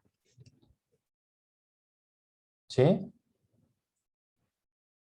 Sigue la amilasa, ok, pero esa yo ya la había puesto aquí. Entonces sigue en mi lista las proteínas. Ok, y como quedamos que todas van para abajo y la relación AG está normal, eso nos indica que es una disproteinemia no selectiva. Quiere decir que todas están perdiendo. Pues es así. Pueden ponerla directamente así. Disproteinemia no selectiva por pérdidas. Así, de verdad. O pueden ponerlo así. Hipoproteinemia por hipoalbuminemia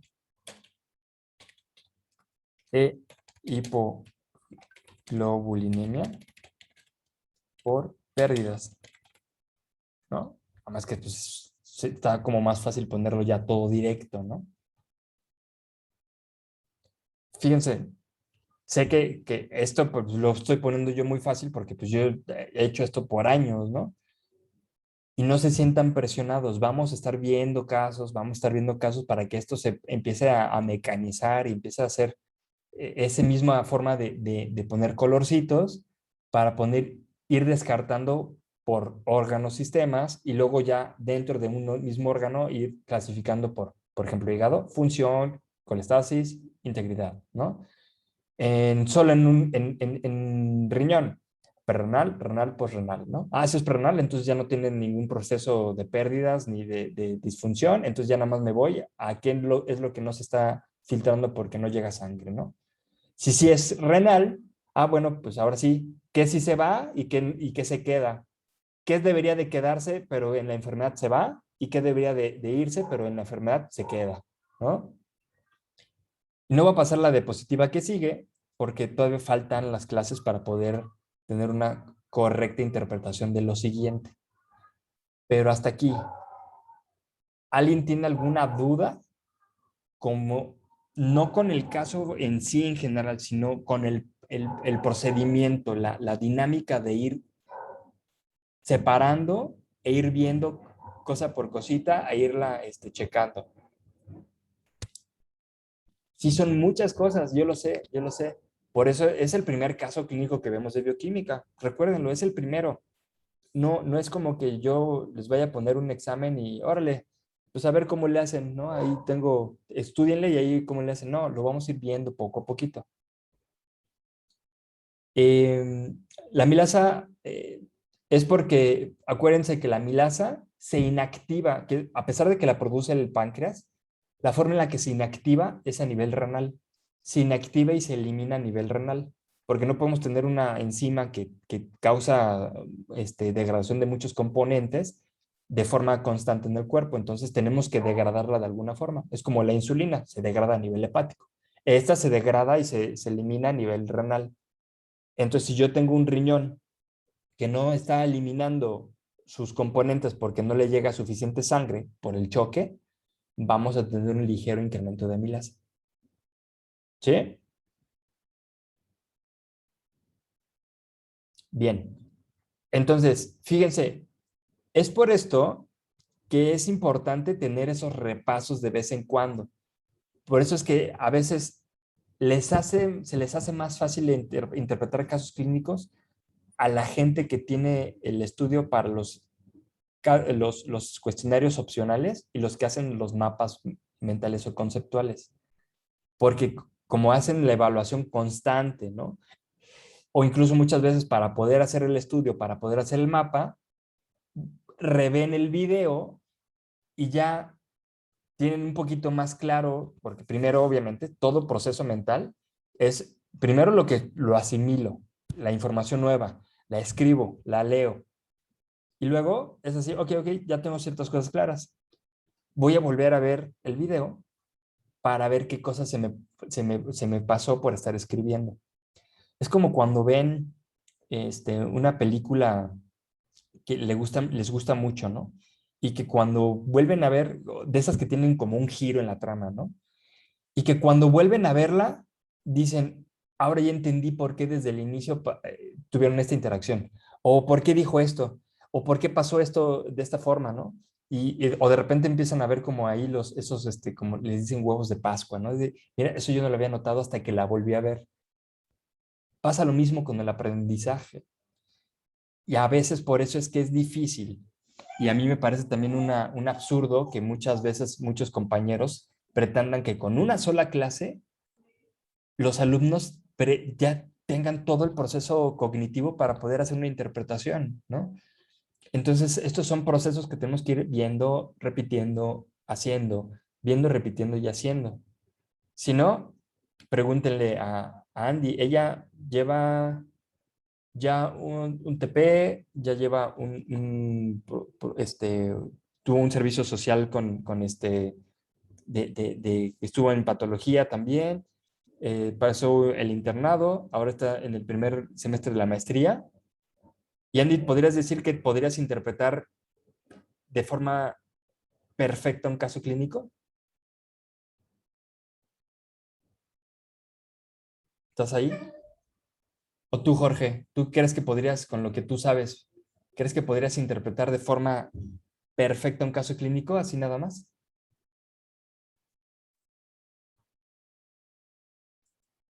Bueno, nadie me está contestando hoy. Muchas gracias, estoy hablando solo. El chiste es que seguramente cualquiera de los dos podría decir no. Y eso es porque uno tiene que hacer mucho e interpretar, interpretar, interpretar, interpretar, interpretar, interpretar. ¿Sí? Entonces, es bien importante tener eso en cuenta y que no se me desesperen. Todo proceso cognitivo siempre requiere de práctica. Y no solo en patología clínica. No se sientan mal si de repente les pregunta a la tía, oye, ¿qué tiene mi perrito? Y no saben por qué. Estamos aprendiendo, ¿sí? Entonces, no está mal no decir no sé. Y no se estresen, ¿sí? Yo siempre voy a estar ahí como para echarles la mano y de darles pistas y todo eso, ¿de acuerdo? Pero vean, esto es nada más una embarradita de lo que se hace en una interpretación de forma general. Por eso es que a veces es como un poco risible que muchos colegas que no tienen una formación de este tipo creen que pueden interpretar y diagnosticar un paciente solo con un papelito que les imprimió una máquina, ¿no? Entonces, son cosas que poner en perspectiva, ¿no? Entonces, no creo que me dé tiempo de ver otro casito, pero esto es como una introducción breve a lo que podemos ir trabajando, ¿no? Voy a destinar una clase solo para ver este tipo de cosas, sin ya meter tema, o sea, solo vamos a ver esto, ¿no? Entonces, pero sí me gustaría hacerlo cuando ya tengamos todos los elementos de la bioquímica bien aprendidos. ¿De acuerdo? Sé que tienen dudas, por eso no voy a preguntar, ¿tienen dudas? Pero, si alguien quisiera hacer alguna acotación, algún comentario o sacar nada más algo de su pecho y dejarlo salir, pues acá estamos, ¿no? Asusta, pero te emociona ver casos clínicos. Y a mí, fíjense, a mí me parece así como un absurdo de repente cuando así en una clínica tienen al pasante, a veces ni siquiera es pasante, o luego tienen al voluntario que va en el primer semestre y ya le dejan dar la consulta, ¿no? Y ahí te lo dejo, ahí nos vemos, yo llego mañana.